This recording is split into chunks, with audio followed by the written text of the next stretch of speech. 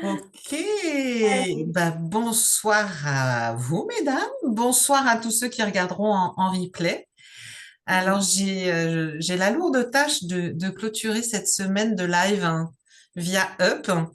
Alors, petit rappel, Up, c'est une agence qui a été créée par Mel Cornillo. Et en fait, l'idée, c'est de réunir au même endroit tout un tas de professionnels avec diverses compétences pour que quelqu'un qui a un besoin, à un moment donné, besoin de se faire accompagner, puisse trouver tous ces professionnels justement au sein de cette agence à des tarifs qui restent accessibles. Parce que quand on a un besoin d'être aidé, d'être accompagné, l'accompagnement, il n'a pas forcément besoin d'être hyper cher.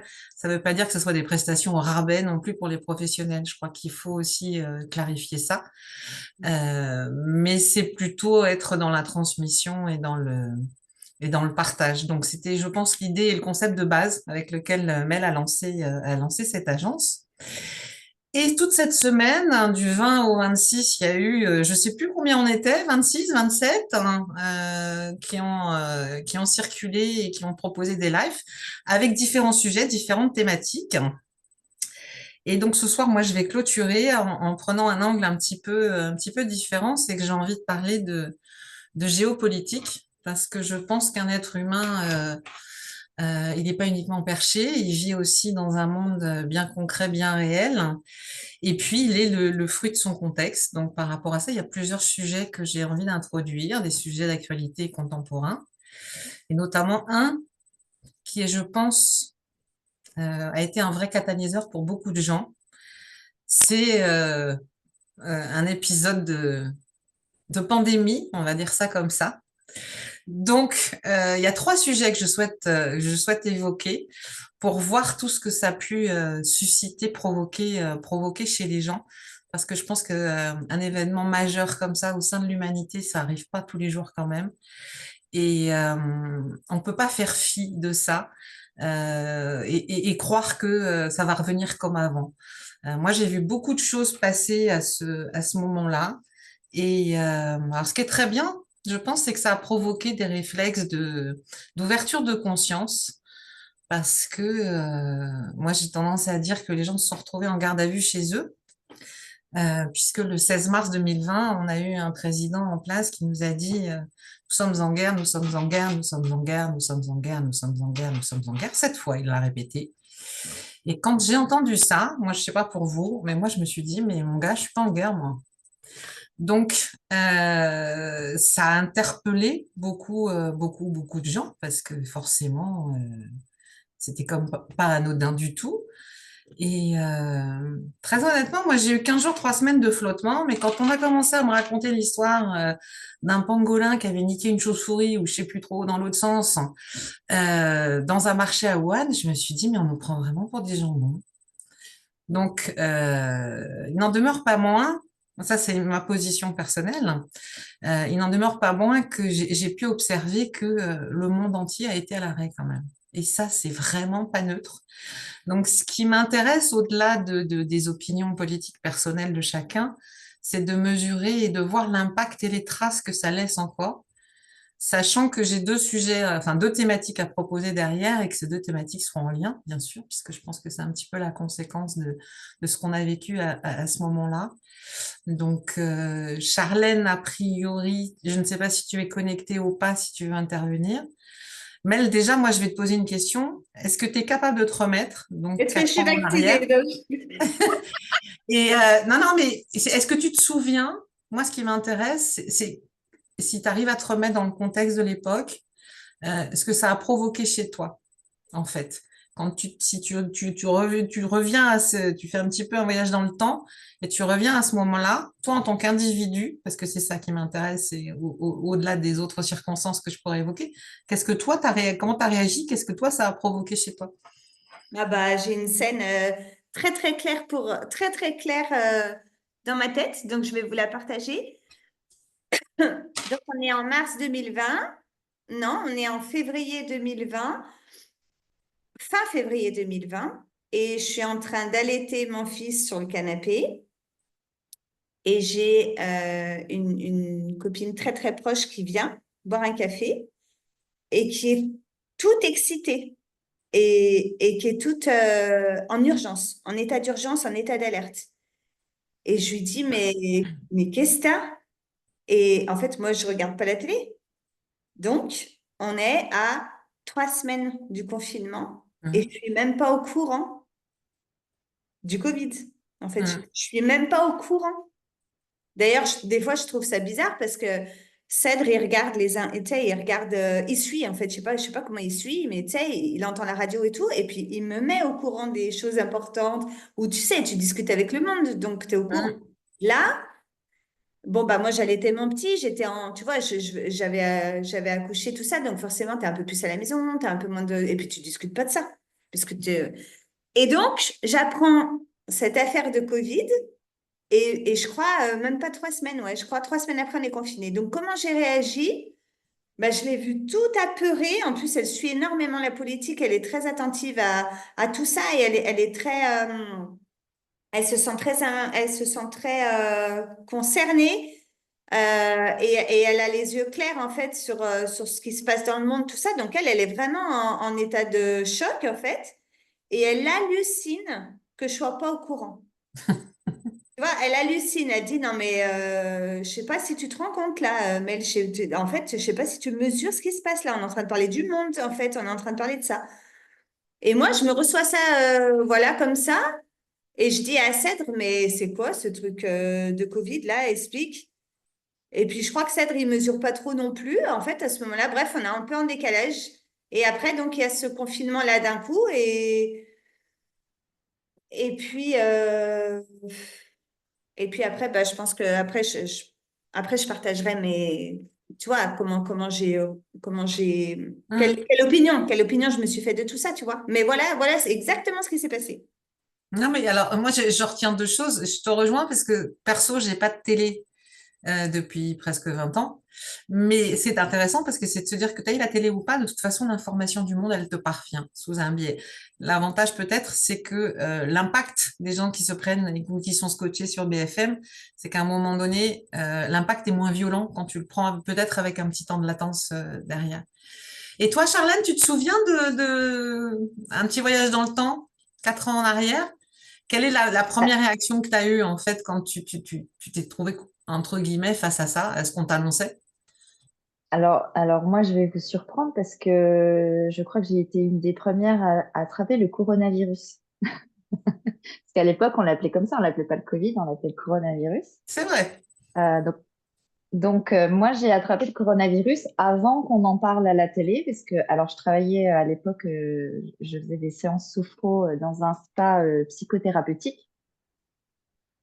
Et, euh, et un matin, je me lève et je suis pas bien, quoi. J'ai mal à la tête, j'ai une barre, j'ai mal dans une oreille, mais c'est très bizarre parce que c'est pas dans l'oreille, mais en même temps, c'est l'oreille. Enfin, j'ai des symptômes très particuliers.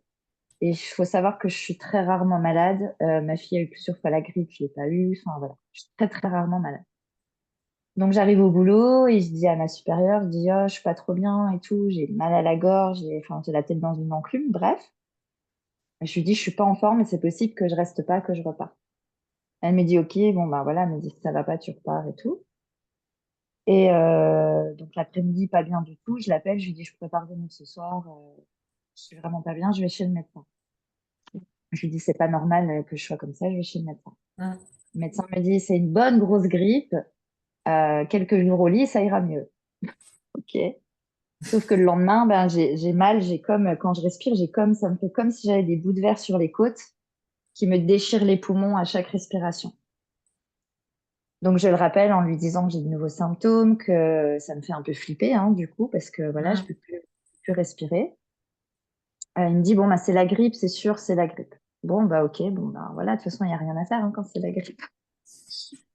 Donc, je me soigne comme je peux, avec des tisanes, avec du miel pour me soulager, des choses comme ça. Je fais un petit peu de sophrologie, évidemment, puisque je suis déjà sophrologue. Et donc, se passe. Et ma supérieure est malade aussi, 24-48 heures après moi, elle est malade, les mêmes symptômes. Et puis, bon, ben, voilà, on se soigne, hein, une dizaine de jours comme ça, mais beaucoup de fatigue et tout. Donc, on reprend le boulot. Et un midi, on mange toutes les deux ensemble. Elle allume les infos sur la petite télé. Et là, on entend parler du Covid et des symptômes du Covid. Et là, on se regarde et on se dit, mais c'est ça qu'on a eu, non? Et du coup, elle fait des recherches et effectivement, on avait reçu un militaire qui revenait de Chine quelques temps avant. Et comme c'est un spa, il y avait beaucoup d'humidité, tout ça, nous, on a bien respiré les C'est un petits vrai bouillon de microbes à l'époque. culture. C'est bien pour Voilà, et du coup, les petits virus, voilà. les petites bactéries et tout. C'est un bon moyen, ça. Donc voilà, donc nous, on avait déjà attrapé la petite bestiole. Donc voilà, et puis bah, à l'époque, il n'y avait pas de test, il n'y avait encore pas tout ça. Mm.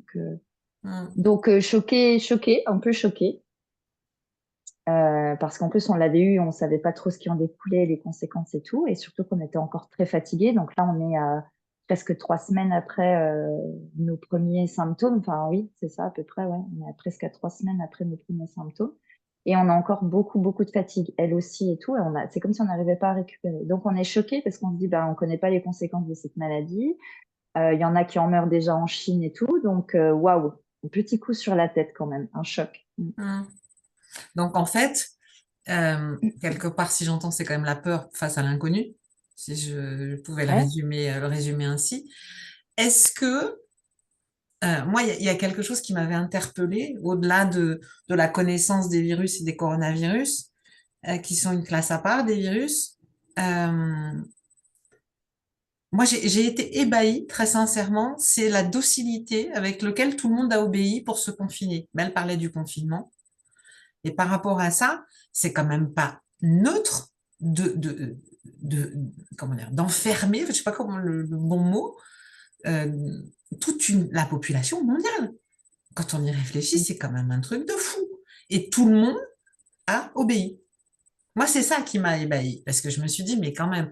Alors, peut-être que j'ai quelques connaissances sur les virus eu égard à mes études, donc j'ai peut-être moins flippé que la majorité des gens, mais au-delà de ça, je me suis dit comment cette gouvernance dans tous les pays du monde a réussi à faire admettre aux gens qu'il y avait un danger. Parce que la question derrière, c'est que c'était un danger mortel. Tu l'as évoqué, Charlène, c'est qu'en fait, on vient jouer sur la peur, et une des peurs, c'est la peur de la mort, qui est quand même la première.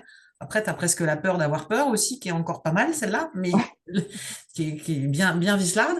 Mais là, tu avais quand même la peur de la mort, et tous les leviers ont été activés. Moi, à l'échelle mondiale, c'est quelque chose qui m'a scotché, franchement.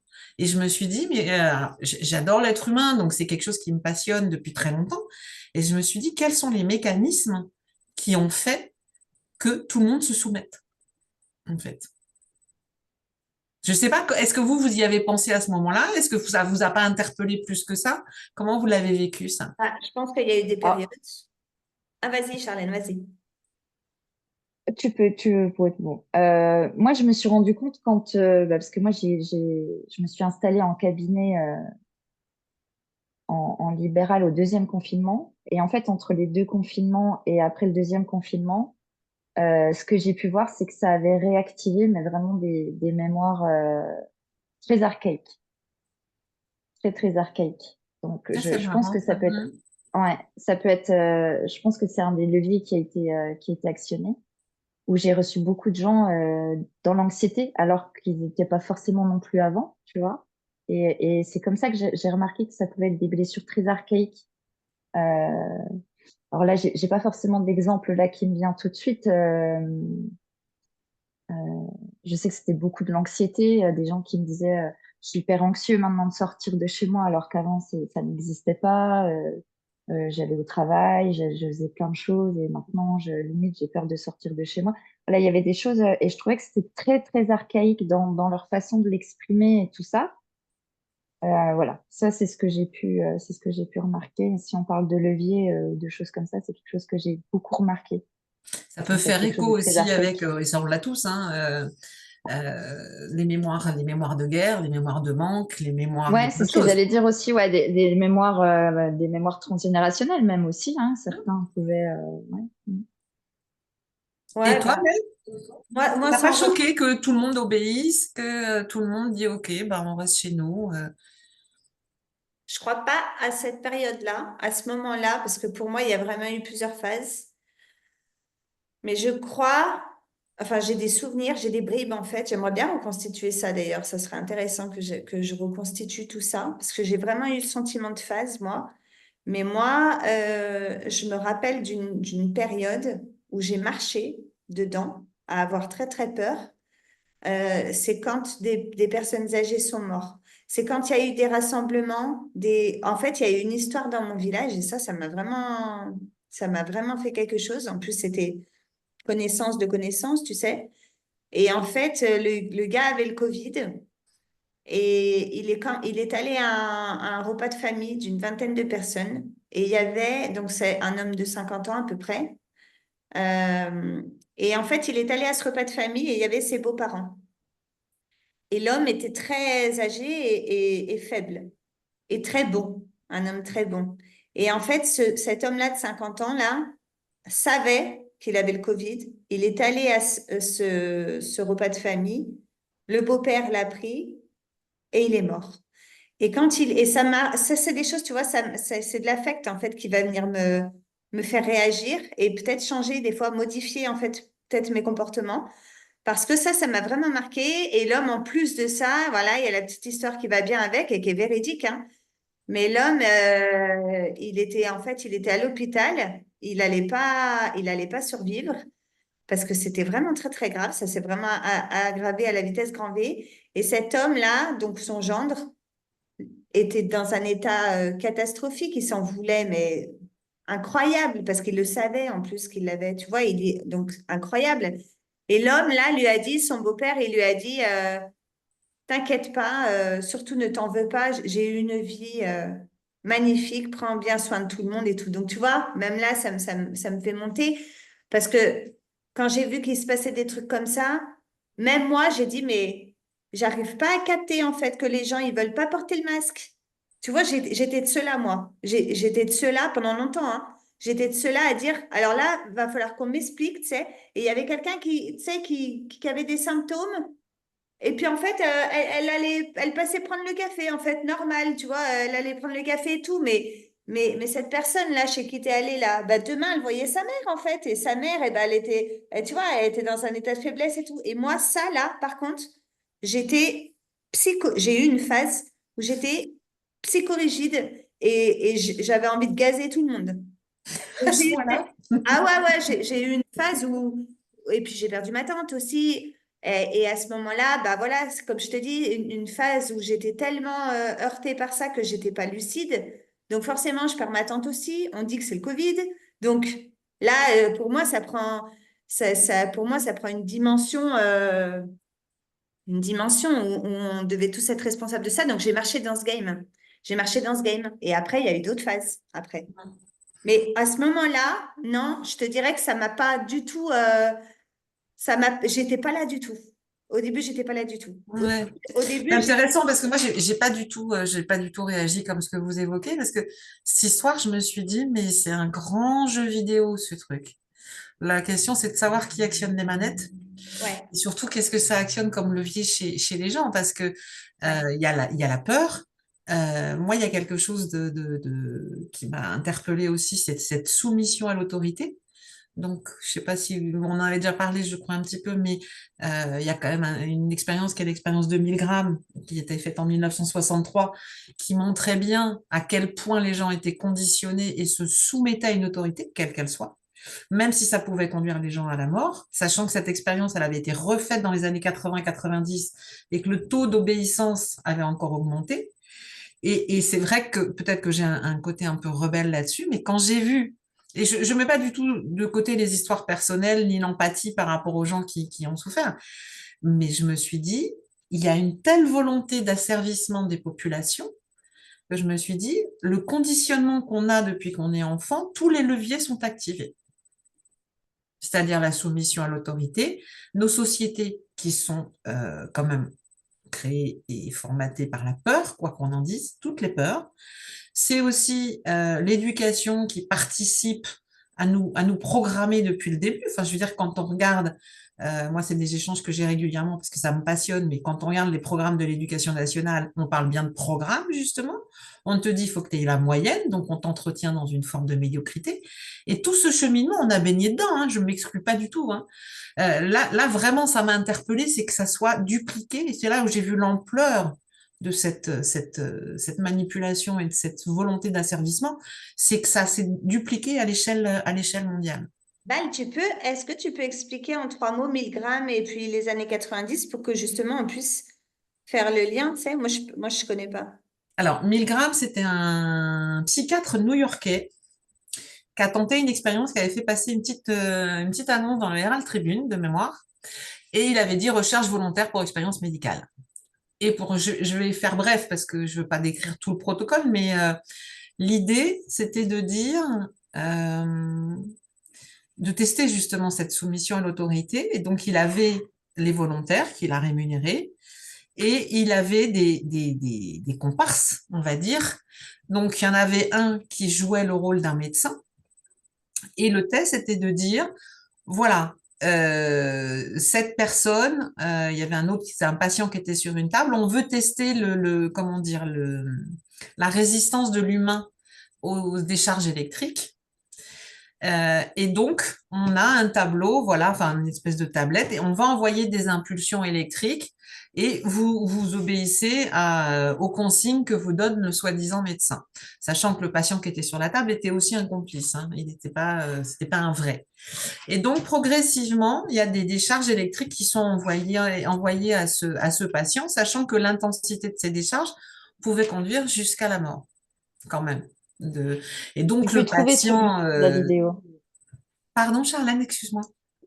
Sur YouTube, on peut la trouver facilement. Il y a une vidéo qu'on peut trouver facilement par Ouais, rapport à ça. je Si pense des qu'il y fois en a les gens plein, veulent. ouais. Ouais. Et l'idée, c'était que le patient qui était sur la table, il disait, Jean, je souffre, machin, et tout, et de voir la réaction donc du volontaire qui, lui, avait été sélectionné pour tester sa résistance ou pas à l'autorité. Et sur cette expérience et sur la somme des volontaires, il y en a eu 63% qui ont obéi au médecin et qui ont appuyé sur le bouton impulsion qui peut mener à la mort, c'est-à-dire crise cardiaque quelque part par rapport à la violence de l'impulsion électrique qui a été envoyée. Et donc, cette même expérience, elle a été refaite dans les années 80-90 dans plusieurs pays en Europe, notamment. Je crois qu'il y avait la Pologne, il y avait, je ne voudrais pas dire de bêtises. Hein. Et donc, en fait, la différence, c'est que là, si on était en 1963 à 63% d'obéissance à l'autorité, dans les années 80-90, on était passé, selon les pays, entre 70 et 80%. Et cette expérience, elle est intéressante en ce sens, parce que là, le gouvernement a dit, vous restez chez vous, personne n'a bougé une oreille, en jouant sur la peur, en jouant aussi, ce qu'évoquait Mel par rapport aux personnes, sur aussi un levier qui est très puissant, qui est le levier de la culpabilité. C'est-à-dire qu'à un moment donné, on est toujours en train de te faire culpabiliser pour tout le temps, pour tout, alors des choses plus ou moins importantes, plus ou moins anodines, d'autres choses plus graves. Et ce que tu évoquais par rapport à cette personne âgée, moi j'ai trouvé une campagne de pub, mais que je trouve personnellement particulièrement dégueulasse. C'est aussi toutes les pubs qu'on a fait aux enfants en disant tu vas tuer papy-mamie si tu mets pas ton masque. Je sais pas si vous vous souvenez de ça. Il y a eu toute une campagne de pub où à un moment donné, déjà, on ne pouvait pas inviter X personnes chez soi. Hein, on était quand même limité à un moment donné. Il y a aussi le fait que les enfants qui étaient déjà masqués, alors ça, moi, je trouve ça particulièrement scandaleux parce que c'est une génération sacrifiée à mes yeux. Mais en plus de ça, les gamins ont commencé aussi, et comme pour les parents d'ailleurs, à appuyer sur le levier de la culpabilité en disant, bah, si papy et mamie tombent malades parce qu'ils sont vieux, c'est de ta faute. Est-ce que vous imaginez les dégâts que ça peut faire sur la psyché d'un enfant? Ça, c'est un truc, c'est pour ça que je trouve ça particulièrement salopard. Mais là, mes propos n'engagent que moi, hein. Je ne demande pas à ce qu'on soit forcément d'accord. Mais par rapport à tout cet engagement du développement personnel, de la croissance personnelle, etc., j'aime bien dézoomer, c'est-à-dire qu'il y a l'individu, mais c'est aussi, c'est pour ça que je voulais parler de la géopolitique, parce que ça a un impact majeur, quoi qu'on en dise. Et l'impact majeur qu'il y a eu derrière, c'est que des gens n'avaient qu'une envie, c'était de revenir à leur vie d'avant, entre guillemets. Donc, ils ont aussi accepté un certain nombre de choses derrière, notamment une injection qui aujourd'hui encore va faire des dégâts. C'est pour ça que je dis c'est des événements que l'on vit et que quelque part, on peut subir aussi, parce que il y a une vraie volonté. Et là aussi, je m'engage et je vais être peut-être un petit peu radicale par rapport à d'habitude, parce que je l'exprime rarement en public, mais je pense qu'il y a une vraie volonté et d'asservissement et de destruction. Donc, on peut le voir à titre individuel, à titre collectif au niveau d'un pays ou du monde. Et puis après, on pourrait même élargir le débat avec des forces et des énergies beaucoup plus sombres. Et moi, ces forces-là, je les appelle des forces anti-vie. Parce qu'on n'est même plus dans un mode survie, on est dans un mode de vraiment une vraie volonté de destruction, ce que j'appelle l'anti-vie. Donc, le but, c'est pas d'avoir des propos anxiogènes, c'est d'effectivement proposer à chacun de réfléchir par rapport à tous ces événements qui sont à la fois du collectif mondial, comment on se les rapporte à titre individuel également. Et le Covid en a été un parfait exemple. Mais les conséquences du Covid, on se les mange encore aussi. Faut pas se raconter d'histoire. Parce qu'il y a des gens, malheureusement, euh, c'est peut-être brutal ce que je vais dire, mais qui se sont fait picouser et ou même dans les familles. Je veux dire, c'est pas pour rien qu'aujourd'hui on commence à avoir ou des maladies auto-immunes, ou des turbocancers, ou des crises cardiaques chez des jeunes de moins de 20 ans. Il y a eu plus de 2000 sportifs quand même en France qui sont morts notamment sur des terrains de foot, etc., etc. Et c'est là où c'est grave, et c'est là où la souveraineté individuelle, c'est de se dire, OK, cet événement, pour moi, il a servi de catalyseur. Il faut que les gens reprennent leur pouvoir et leur puissance et ne pas accorder plus de crédit que nécessaire à ces gens qui aujourd'hui dirigent les populations. Parce que ces gens-là ne veulent pas du bien aux populations. Je crois que et là je suis vraiment affirmative là-dessus, c'est que tant que les gens n'auront pas compris ça, à un moment donné, les choses seront bancales. Alors on vit dans des systèmes, bien sûr, on peut pas faire fi de ça, mais on a un vrai pouvoir qui, à mes yeux, est le pouvoir de dire non. Parce que en ayant assumé son pouvoir de dire non, on peut aussi dire oui à autre chose. À oui à ce qu'on veut, oui à qui on a envie d'être, oui à comment on a envie de vivre. Et Attends, on a voulu nous l'enlever aussi. Parce que si tu n'étais pas vacciné, tu pouvais pas faire telle activité, tu pouvais pas aller dans tel lieu. Donc, tu vois, même ça, le fait de dire, tu vois, de dire oui à autre chose ou non. Mais Ouais. après, c'est des choix individuels. Moi, j'y étais confrontée, par exemple, où j'ai eu de grandes discussions avec mon fils qui, lui, s'est fait picouser. Et moi, j'ai refusé parce que je pense on a parlé des peurs, on a parlé de la souveraineté. Moi, ce qui m'inquiète et ce qui m'a inquiété et pas m'inquiète, mais me pose vraiment question, c'est qu'on touche à l'intégrité, à l'essence même de la personne. Et à partir du moment où tu touches à l'intégrité de quelqu'un, et donc là, en l'occurrence sur son système immunitaire, mais ça a d'autres conséquences peut-être ailleurs, euh, on délègue notre pouvoir à une autre autorité là aussi. On délègue à un système, et ça, je trouve ça dangereux parce que les intentions de ce système ne sont pas bienveillantes, loin s'en faut. Et c'est pour ça que je voulais parler de ça parce que ça a un impact majeur encore. Euh, les gens ont l'impression aujourd'hui d'être revenus à un semblant de normal. Et ce que tu disais, oui, on veut revenir. Est-ce que tu mets en cause ton intégrité pour voyager ou pour aller boire un café en terrasse? Bah non. Moi, personnellement, ça a été non. Oui, mais il y en a plein qui l'ont fait. Mais je sais, moi, ça a été le cas de mon fils. Il était prévu pour partir faire un raid dans le désert en Tunisie. Je lui ai pourri la vie, je vous le dis franchement. Parce que par rapport à ça, je me suis dit, mais pour un séjour de 8 jours pour ton raid, tu mets en péril ton intégrité physique. Ouais. Après, c'est aussi mon fils, je lui ai laissé son libre arbitre. Je lui ai dit, t'es un grand garçon, tu prends ta décision en conscience, et si un jour tu as besoin d'aide, je serai là. Mais c'est un vrai sujet parce que je pense que les conséquences directes aussi de cet événement, c'est qu'il y a eu des conflits majeurs dans les familles. On a eu les pros, on a eu les anti, et ça continue, hein. De façon insidieuse, ça continue encore aujourd'hui. Il y a des familles qui ont éclaté.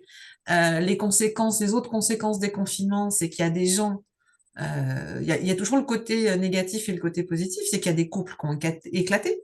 Il y a des familles qui se sont dit, mais c'est du grand n'importe quoi. Il y a des gens qui se sont dit, moi, je veux pas vivre comme ça parce que j'ai un job de merde, donc j'ai envie de faire autre chose, etc. Et les conséquences ont été majeures.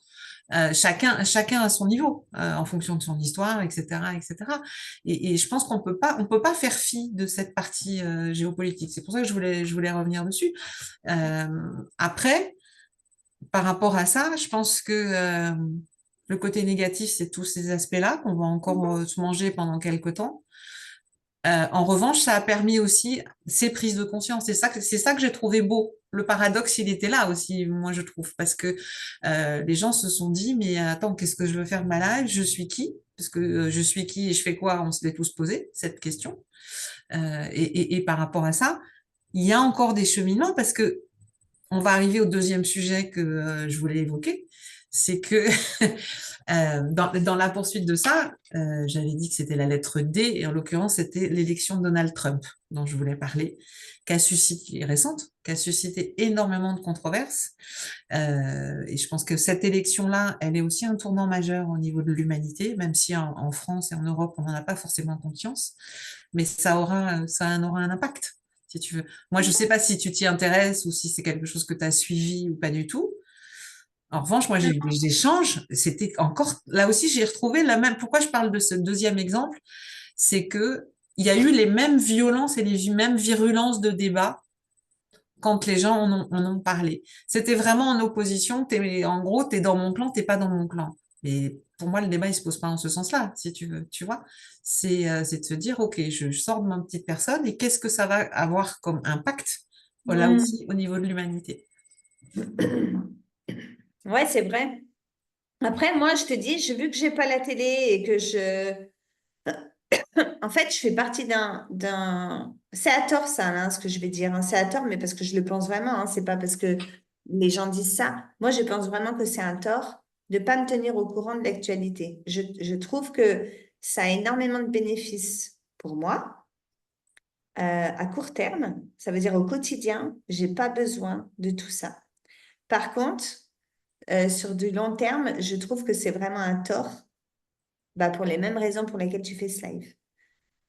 On peut pas être en dehors, je trouve, tu vois, de l'actualité et de savoir tout ça, parce que sinon, on peut pas en fait prendre conscience de certaines choses et puis on peut pas, c'est comme si on n'était pas dedans. Donc Trump, j'ai pas, bah lui c'est pareil, tu vois, j'ai su les élections et en fait on était l'après-midi et ça allait se faire le soir. Ouais, bah oui, parce que je sais plus quand est-ce que Tu c'était vois? le 4, le 6, je sais plus trop Ça quand s'est est-ce fait que dans c'est. la nuit, ça s'est fait dans la Oui, c'est nuit. ça, ouais. Bah, moi, j'ai été au courant à l'après-midi. Mm. Et toi, Charlène, hein, tu es bien silencieuse. J'arrive, les filles. Je t'en prie. Oui, alors bah oui, moi la politique, c'est vraiment pas, c'est un monde dans lequel j'arrive. Alors j'ai déjà essayé hein, de comprendre ou d'y intéresser, ou en tout cas d'y porter un intérêt, parce que un petit peu comme Mel, je vois bien que par moments ça peut me causer du tort entre guillemets. Mm. Euh, Après, effectivement, j'ai l'impression pour moi c'est un monde à part. Tu vois, je sais pas trop comment l'expliquer. Non, mais je comprends. Ouais, bien sûr. C'est vraiment un monde dans lequel je n'arrive pas à rentrer, à entrer. Ouais, ouais. Alors, je vais peut-être même aller plus loin en disant je ne vote plus depuis plusieurs années. Ah, mais je comprends très bien. Voilà. Bah, si Alors, tu veux, c'est ma façon d'exprimer quelque chose. Hein. bien sûr, bien sûr. Et là aussi, tu vois, la dualité, elle va se présenter parce que moi non plus, je vote plus, alors que je viens d'une famille. Je ne veux pas rentrer dans les détails, mais voilà, c'était quand même très, très axé au niveau de la politique, avec des tendances carrément opposées, en plus, vraiment dans les deux extrêmes. Donc, c'était plutôt drôle, les repas de famille à l'époque. Mais c'est intéressant. Moi, je vois plusieurs choses. C'est que toi, comme mère, ce que vous dites, c'est qu'en fait, ces gens-là, ils t'intéressent pas. Et je te rejoins. Quand tu dis c'est pas le même monde, c'est que effectivement, ils sont tellement hors sol pour moi. Ils sont tellement déconnectés des préoccupations des gens. Et qu'en plus, on te resserre les mêmes tartes à la crème depuis des décennies, où c'est toujours une opposition droite-gauche, mais de toute façon, quoi qu'il en soit, il se passe pas grand-chose. Quand ils arrivent au pouvoir respectivement, leur seul intérêt, c'est le leur. C'est absolument pas l'intérêt des populations. Et moi, ce que j'observe aussi, c'est que c'est un grand théâtre de guignol, hein. Et quand tu dis je vote plus, de toute façon, ton vote, il n'est pas entendu. Alors, je vais même pas parler des fraudes, parce que je pourrais aussi débattre très longuement là-dessus, mais c'est pas l'objet. Mais en plus, ton vote, il n'est pas entendu surtout. C'est-à-dire que même quand tu exprimes, soi-disant, on t'a vendu la sauce de la démocratie en te disant c'est important de voter. Alors après, moi, dans ma famille, c'était le levier culpabilité. Oui, mais il y a des gens qui sont morts pour le droit de vote, blablabla. Tout ce discours-là, je l'ai entendu. Ce que je renie pas, mais à un moment donné, ça ne m'appartient pas et je ne me reconnais pas là-dedans. Donc c'est par rapport à ça que quand tu regardes, et là c'est encore, je regardais vite fait avant le live d'ailleurs, tiens, je checkais deux, trois trucs, et quand je vois tous les sujets, tous les débats qu'il y a au niveau de l'Assemblée nationale qui vont avoir un impact nous concernant, toutes les lois qui sont en train de voter là actuellement, tu te dis, mais c'est vraiment un grand cirque. Et la difficulté, c'est de se dire, nous, directement, on ne peut pas agir là-dessus. En fait, c'est ça le piège. Tout à l'heure, je parlais de la soumission à l'autorité, mais derrière, c'est aussi la question de, quelque part, de l'impuissance qu'on peut ressentir en se disant, de toute façon, quoi qu'on dise, quoi qu'on fasse, il y a des manifs, il n'y a pas de manifs, ça change rien. C'est ça le piège. Donc après, moi, la question que je me suis posée, c'était de me dire, comment on peut déplacer notre pouvoir aujourd'hui, il est où? Dans les écoles. Non, je veux dire ça. Non, j'étais en train de penser. Là, j'ai pensé à voix haute parce que je suis déjà un petit peu plus loin. Mais tu sais, Val, ce que je pense, c'est que, et c'est fait exprès, hein, c'est fait exprès en fait que la politique et que ce système, en fait, ça soit pas facile d'accès en termes de compréhension. C'est fait exprès, ça. Moi, là, tu es en train de parler de politique. Moi, je m'intéresse beaucoup à la politique et je suis. Euh, et quand je comprends pas quelque chose, eh ben, j'appelle mon père et je lui dis, mais j'ai pas compris en fait là. Et du coup, je lui dis ce que j'ai entendu et tu vois, il me fait la traduction, tout ça. Et souvent pendant des périodes d'élection, eh ben, je passe des heures avec mon père au téléphone et lui, il connaît très très bien, il suit énormément et il me tient au courant. Sauf que mon père et moi, on a des désaccords politiques. Euh, et je sais pas pourquoi, mais à chaque fois, je lui repose les mêmes questions. Tu sais, comme si ça voulait Mm. pas rentrer, tu vois, comme si ça voulait pas rentrer. Et j'ai un cercle autour de moi qui suivent aussi la politique, s'y intéressent, mais ils le disent aussi, ils ne comprennent rien. Donc en fait, si tu veux, on suit Mm. parce qu'on est investi là-dedans, on se sent extrêmement concerné, on suit. On essaye de choper les grosses lignes, on essaye d'avoir une vision qui nous appartient, bien, et on Mm. essaye de voter selon nos convictions, nos certitudes, tout ça. Mais réellement, comme tu dis, ce sentiment d'impuissance, bah, tu l'as quand même, parce que Mm. finalement, tu t'aperçois que toi-même, tu n'as pas tout capté, et puis tu n'as pas assez de matière aussi. Moi, quand je parle avec mon père, souvent il fait référence à des élections d'il y a longtemps. Mais tu sais, Mel, on l'a déjà vu ça, hein, quand il y avait eu pour Chirac ou pour machin, pour De Gaulle ou pour Pompidou. Tu vois, donc il a tout un background en fait derrière et qui l'amène à avoir une vision encore plus lucide ou plus claire, tu vois, sur certaines Mm. choses. Ça, nous, on n'a pas ça. Et pourquoi je dis école? Parce que euh, parce qu'un enseignement comme là, on est peut-être en train de faire, et il y a des gens qui vont se trouver enseignés, en fait, et j'espère, dans des lives comme ça. Mais en fait, si on apprenait à faire si on apprenait à faire de la pédagogie, en fait, autour de cette politique, si on essayait d'y ramener, tu sais, limite sur des BD, tu vois, sur des trucs. Mais en fait, nous, on a un rôle à jouer quand on parle d'impuissance. C'est pour ça que j'ai répondu école. C'est que peut-être qu'on aurait moins ce sentiment, en fait, d'impuissance si on était acteur déjà de transmission et de faire comprendre en fait à des gens, mais de rendre accès en fait en termes de compréhension, de rendre Mm. accessible ça. Et là, il pourrait y avoir des consciences. Il pourrait y avoir beaucoup plus de conscience en fait sur nos générations et les futures. Et là, peut-être que on aura un peu plus de puissance. Mais je pense que ça se joue sur la compréhension. Et ça se joue là, et j'emploie bien ce mot-là, ça se joue là, et à mon avis, c'est pas anodin, ça, dans l'affaire. Bah, je pense que oui, de toute façon. Tu sais, l'éducation, elle est à la base, à mes yeux, elle est à la base de beaucoup de choses, parce que là, on parle de la politique et de la connaissance de notre environnement global. L'éducation, elle passe aussi par l'éducation financière, elle passe aussi effectivement par tout un tas de choses en termes de transmission, de pédagogie, la façon dont on apporte les sujets. Moi, personnellement, je pense qu'il y a la volonté de laisser les gens dans la médiocrité. Après, on a une chance inouïe de vivre à notre époque. c'est qu'on a des outils fabuleux, notamment, hein, moi je l'ai déjà dit, je fais partie de la génération, j'ai connu avant et après Internet.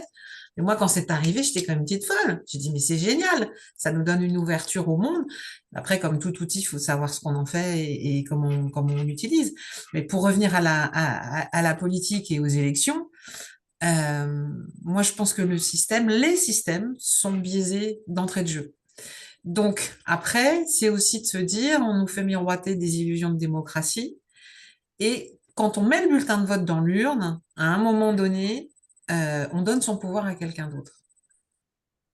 C'est ça aussi, le message fort qui est envoyé derrière, c'est que je te délègue pour quelque part driver ma vie. Pourquoi je dis ça? C'est que là, on est tous entrepreneurs, toutes les trois. D'accord? À un moment donné, ça a un impact quoi? Sur ta création d'entreprise, sur les impôts que tu vas payer, sur les taxes. Si tu regardes juste l'humain, là, je vois le côté pro, etc., etc.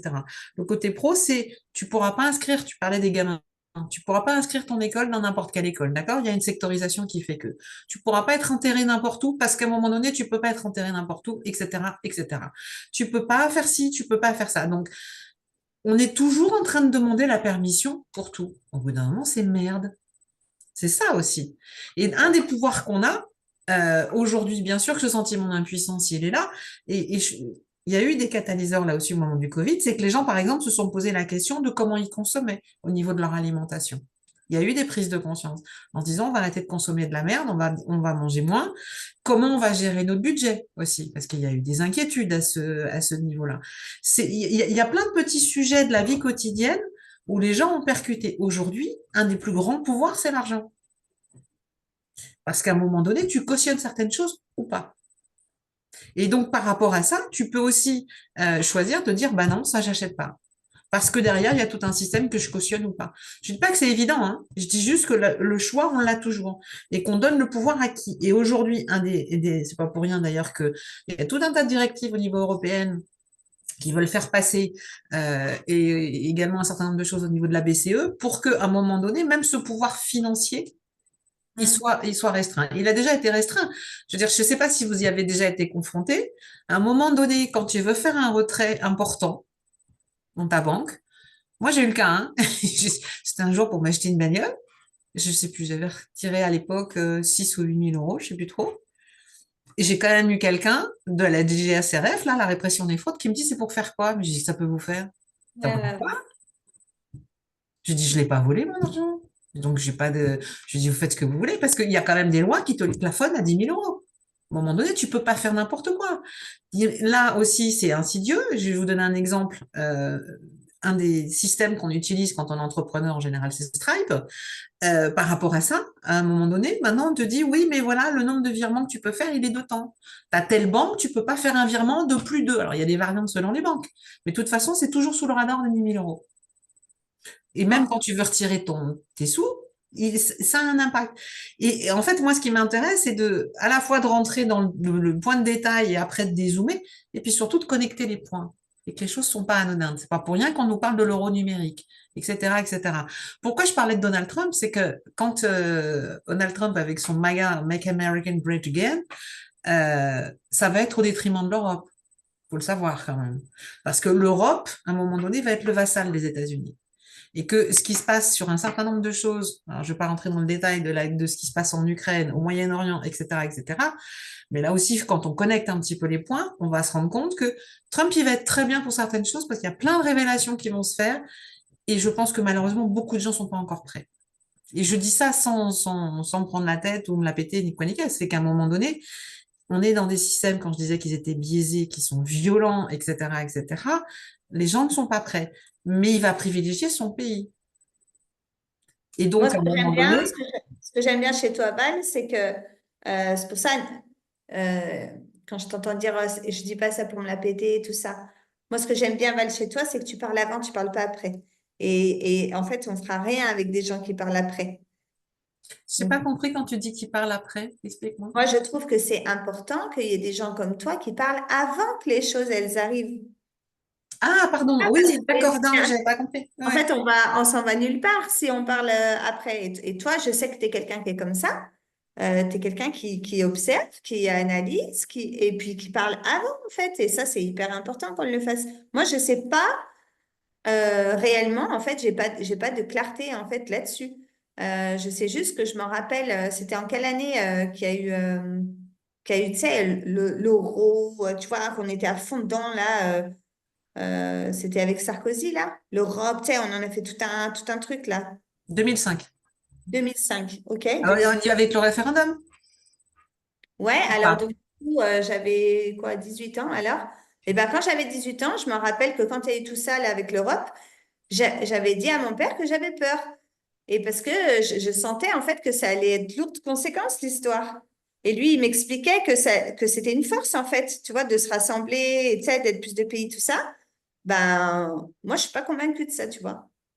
Bah, tu sais, en plus, c'est là où alors moi je l'ai vécu parce que j'ai pris le temps à l'époque, donc déjà je m'y intéressais un petit peu.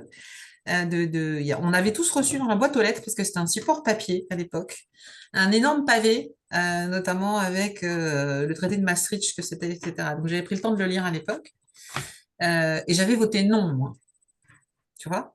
Mais de toute façon, que tu votes oui ou non, ils en ont rien à foutre et ils l'ont fait passer quand même. Il faut savoir qu'un des mecs qui était pro-européen à l'époque, c'est celui qui est Premier ministre aujourd'hui en France quand même. Faut juste pas l'oublier. Donc, il n'est pas du tout pour des intérêts locaux, etc. Après, tu peux aussi élargir le débat en disant les frontières, ça reste des structurations humaines, qu'à la base, la planète, elle n'en a rien à foutre des frontières, quoi. Mais au-delà, après, ça dépend quel niveau de perspective tu prends. Mais au-delà de ça, quand tu vois tout ce qui se passe à Bruxelles, et si je refais un petit flashback aussi, tous les scandales qui vont sortir avec Van der Leyen, avec Pfizer, et qui sont déjà sortis, mais qui vont avoir... Ces gens-là, je ne pense qu'un jour, ils ne seront jamais punis. Mais si à un moment donné, les gens peuvent prendre conscience de certaines choses et que pour eux, leur intérêt, qu'ils leur ramènent à eux et à leur souveraineté et à de se dire, OK, moi, je donne pas mon pouvoir à ces gens-là, c'est ça, en fait. Parce que la différence aujourd'hui, c'est qu'il y a combien de personnes qui prennent des décisions? Allez, quelques milliers. Pour combien de personnes qui sont directement impactées derrière? Ça se chiffre en centaines de millions.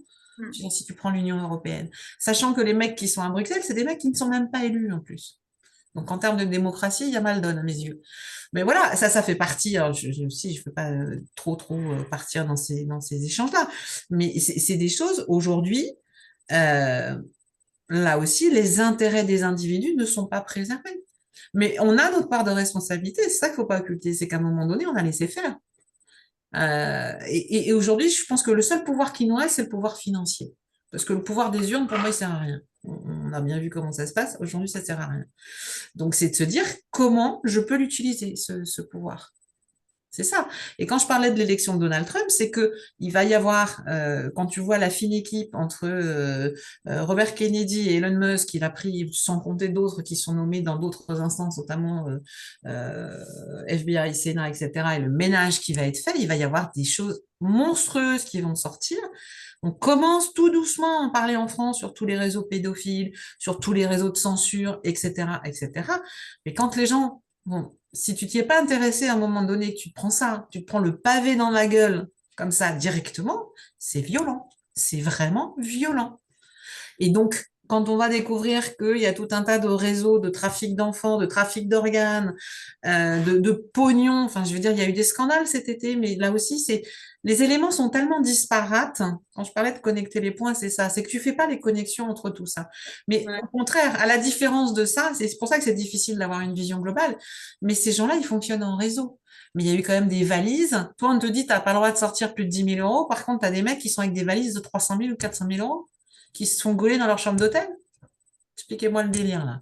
Voilà, c'est des petits trucs qui sortent de façon sporadique, mais là aussi, ça correspondait à des scandales qui étaient en cours parce qu'il y avait d'autres réunions qui étaient en lien avec l'Union européenne, etc., etc., etc.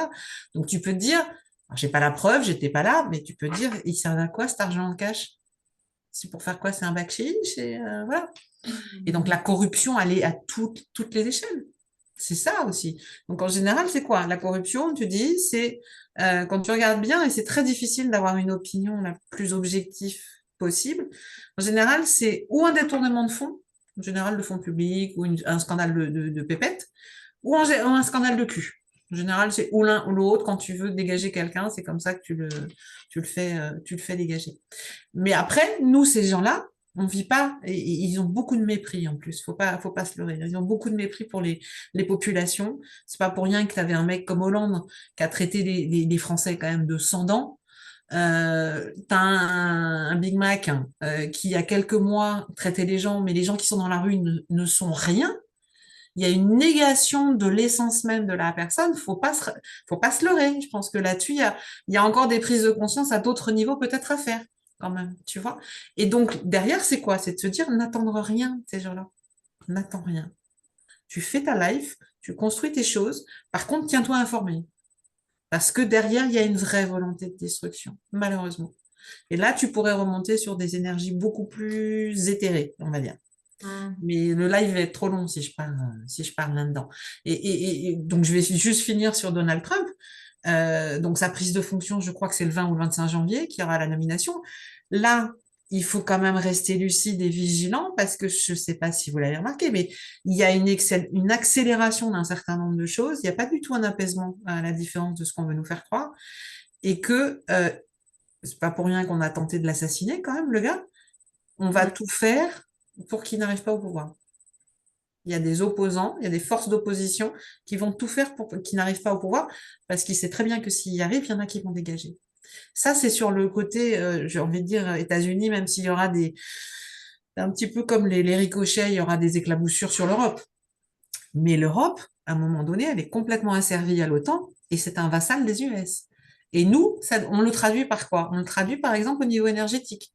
Tout ce qui est lié à l'énergie, et notamment les soi-disant barrages auprès de la Russie. La Russie, elle a quand même un PIB qui progresse à 3%, alors que nous, on est endetté à 119% de 3 300 milliards d'euros, si je dis pas de conneries. Donc, et je parle même pas de la dette des États-Unis qui est colossale. C'est aussi pour ça que Trump, il veut redresser la barre par rapport à ça. Mais il le fera pour son pays. L'Europe, il en a rien à foutre. Il le dira Ah oui. pas aussi directement, mais il le dira. Et donc, lui, c'est quoi? Bah, nous, on va payer des fortunes, par exemple, du gaz de schiste pour pouvoir avoir un certain nombre de choses au niveau énergétique. Tu as aussi tout un tas d'autres choses. Il y a des enjeux politico-millatéraux, financiers, ce que tu veux, qui sont énormes en ce moment. Énormes. Et ça nous impactera parce que ça nous impactera sur notre facture, sur ce qu'on peut faire, comment on peut se déplacer, etc., etc., etc. Et c'est là où ça peut être important je crois en tous les cas, mais le regarder avec détachement, parce que si on tombe dans la psychose, comme tu disais, où c'est super anxiogène, avec la peur, on peut rien faire, machin. Si, tu fais ta vie, tu te tiens informé, mais tu ne leur donnes pas ni plus de temps, ni plus d'énergie que nécessaire. Par contre, ne sois pas naïf non plus, parce que tu vis dans ce monde. Tu peux pas, on n'est pas comme Platon, on n'est pas dans notre grotte, quoi. Donc, c'est important de pouvoir avoir Oui. un petit peu de discernement, à la fois pour nous-mêmes, et tu le disais, également pour les gamins, parce que c'est les gamins aussi. Et aux gamins, aujourd'hui, les gamins, c'est quoi qu'on leur donne comme espoir pour leur vie future? Pour les tout petits tours, on leur a foutu un masque sur la gueule. Les gamins, ils ont jamais vu, même des nouveau-nés, ils n'ont pas vu le sourire et la tronche de leurs parents. Mais enfin, je veux dire, quand tu vois comment se construit un gamin, à un moment donné, il y a mal donne. On a appuyé, je parlais des papis-mamies, sur le levier culpabilité. Je veux dire, là, nos gouvernements, à un moment donné, ont joué sur à la fois la double contrainte et l'injonction paradoxale. Et ça rend les gens fous. Enfin, je veux dire, à un moment donné, ça rend les gens fous. Donc, c'est pas pour rien que la santé mentale va devenir, j'ai envie de dire, un enjeu prioritaire dans les années à venir. Et oui, il faut préserver les enfants. Ça, c'est primordial. Mais comment tu fais, Val, pour apporter plus de conscience et de discernement aux gens s'ils y comprennent rien et si c'est trop complexe? Je pense que chacun à notre niveau, on peut, on peut discuter. Tu sais, moi, je sais que les propos que je peux tenir peuvent parfois paraître clivants et polémiques. J'oublie pas que par rapport aux prises de décision que j'avais prises, donc quand il y a eu le Covid, etc., je me suis retrouvée très isolée parce que j'ai eu en face de moi des gens qui te tenaient des propos d'une violence inouïe. Enfin, je veux dire, on était les parias de la société. Ceux qui refusaient de faire ça, ceux qui refusaient de se faire injecter, etc., etc. Moi, j'ai la chance d'avoir une excellente mémoire, donc je n'oublie pas, si tu veux. Et je veux dire, tu as quand même des gens qui ont dit, bah, s'ils sont malades, on n'a qu'à les laisser crever, ou on saisit leur maison. Enfin, je veux dire, c'était les discours politiques et médiatiques qui étaient quand même tenus à l'époque. si tu veux. Et moi, pourquoi je dis ça, c'est qu'à un moment donné, la question que je pose, c'est est-ce que tu es ouvert aussi pour entendre un autre discours? Parce que maintenant, je suis aussi très cassante, hein. J'ai ni temps ni énergie à perdre avec des gens qui veulent pas avoir une ouverture d'esprit pour envisager Mais autre ceux qui chose. voudraient, oui, mais ceux qui voudraient valent, par exemple, des gens comme moi, par exemple, sur l'impact que ça peut avoir les élections aux États-Unis, des choses comme ça. Tu as l'impression que si tu te penchais là-dessus pour réellement comprendre, mais tu as l'impression que ça te demande une énergie, un temps dingue, en fait. Je veux dire, moi, des fois, j'appelle mon père et je lui dis, bon, vas-y, pas, c'est quoi ce truc d'Assemblée nationale, là, tu vois? Tu sais, j'entends des petites bribes et je lui dis, mais vas-y, explique, là, c'est quoi, en fait? Et il peut se passer quoi? Et machin, et nana, j'ai pas compris, tout ça. Mais t'imagines, on est au téléphone et ça prend déjà 2 heures, 2 heures et demie. Mm. Et C'est vrai que j'ai, c'est long parce que et c'est. quand, et Mm. quand j'ai raccroché, j'ai compris seulement ce dont on a parlé. Mais il n'est pas question que de ça. Mm. Tu vois ce que je veux te dire? Et ben moi, par exemple, j'ai ce sentiment tout le temps. En politique, j'ai ce sentiment tout le temps d'avoir compris le minimum. J'ai toujours ce sentiment tout le temps d'avoir compris vraiment le minimum tout le temps. Après, ouais, je comprends ce que tu veux dire. Après, est-ce que tu as la curiosité de parfois aller plus loin? Tu sais, il faut pas non plus. Un truc que tu peux faire, c'est qu'à la limite, tu prends un événement, quel qu'il soit. Tu prends juste un truc. Et tu regardes, tu te dis, OK, bon, ça, est-ce que j'ai compris, j'ai pas compris? Est-ce que j'ai tous les éléments? Qu'est-ce que ça m'apporte? Ou qu'est-ce que ça apporte au collectif? Et puis, prends toujours les deux faces de la médaille. Et après, quand tu le ramènes à toi, tu sens ce qui est juste ou pas pour toi.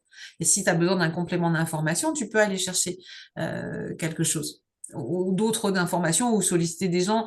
Moi, je m'y intéresse depuis que je suis très très jeune. J'ai baigné dedans depuis que je suis toute petite, si tu veux. Donc, ça me semblait naturel de suivre un certain nombre de choses. Et même en sachant pas mal de choses, j'en découvre tous les jours encore, tu vois. Ouais, bah, tu Et, vois, et puis en plus, comme je dis toujours, la vie, c'est quand même le mouvement, que les choses sont pas figées. Il y a des opinions que j'ai aujourd'hui, parce que j'ai été aussi un pur produit du système à un moment donné. J'aurais pas pu tenir un discours comme ça il y a 20 ans, tu vois, parce que j'avais pas l'expérience, j'avais pas la même maturité, il y a d'autres choses que j'avais pas vécues. Donc c'est pour ça que je reste toujours prudente. Après, je transmets des choses ou j'explique des choses. Moi, je donne. Après, ce qu'en font les gens, j'ai envie de dire, ça leur appartient. Tu vois, la chose qui m'intéresse, c'est de me dire, est-ce que ça leur a peut-être donné envie d'aller plus loin? Tu vois, pour essayer de comprendre des choses pour eux. Et puis, attends, il y a des gens qui n'ont rien à foutre, maintenant. Je veux dire, moi, je suis il y OK en a avec ça plein. aussi, hein, tu vois.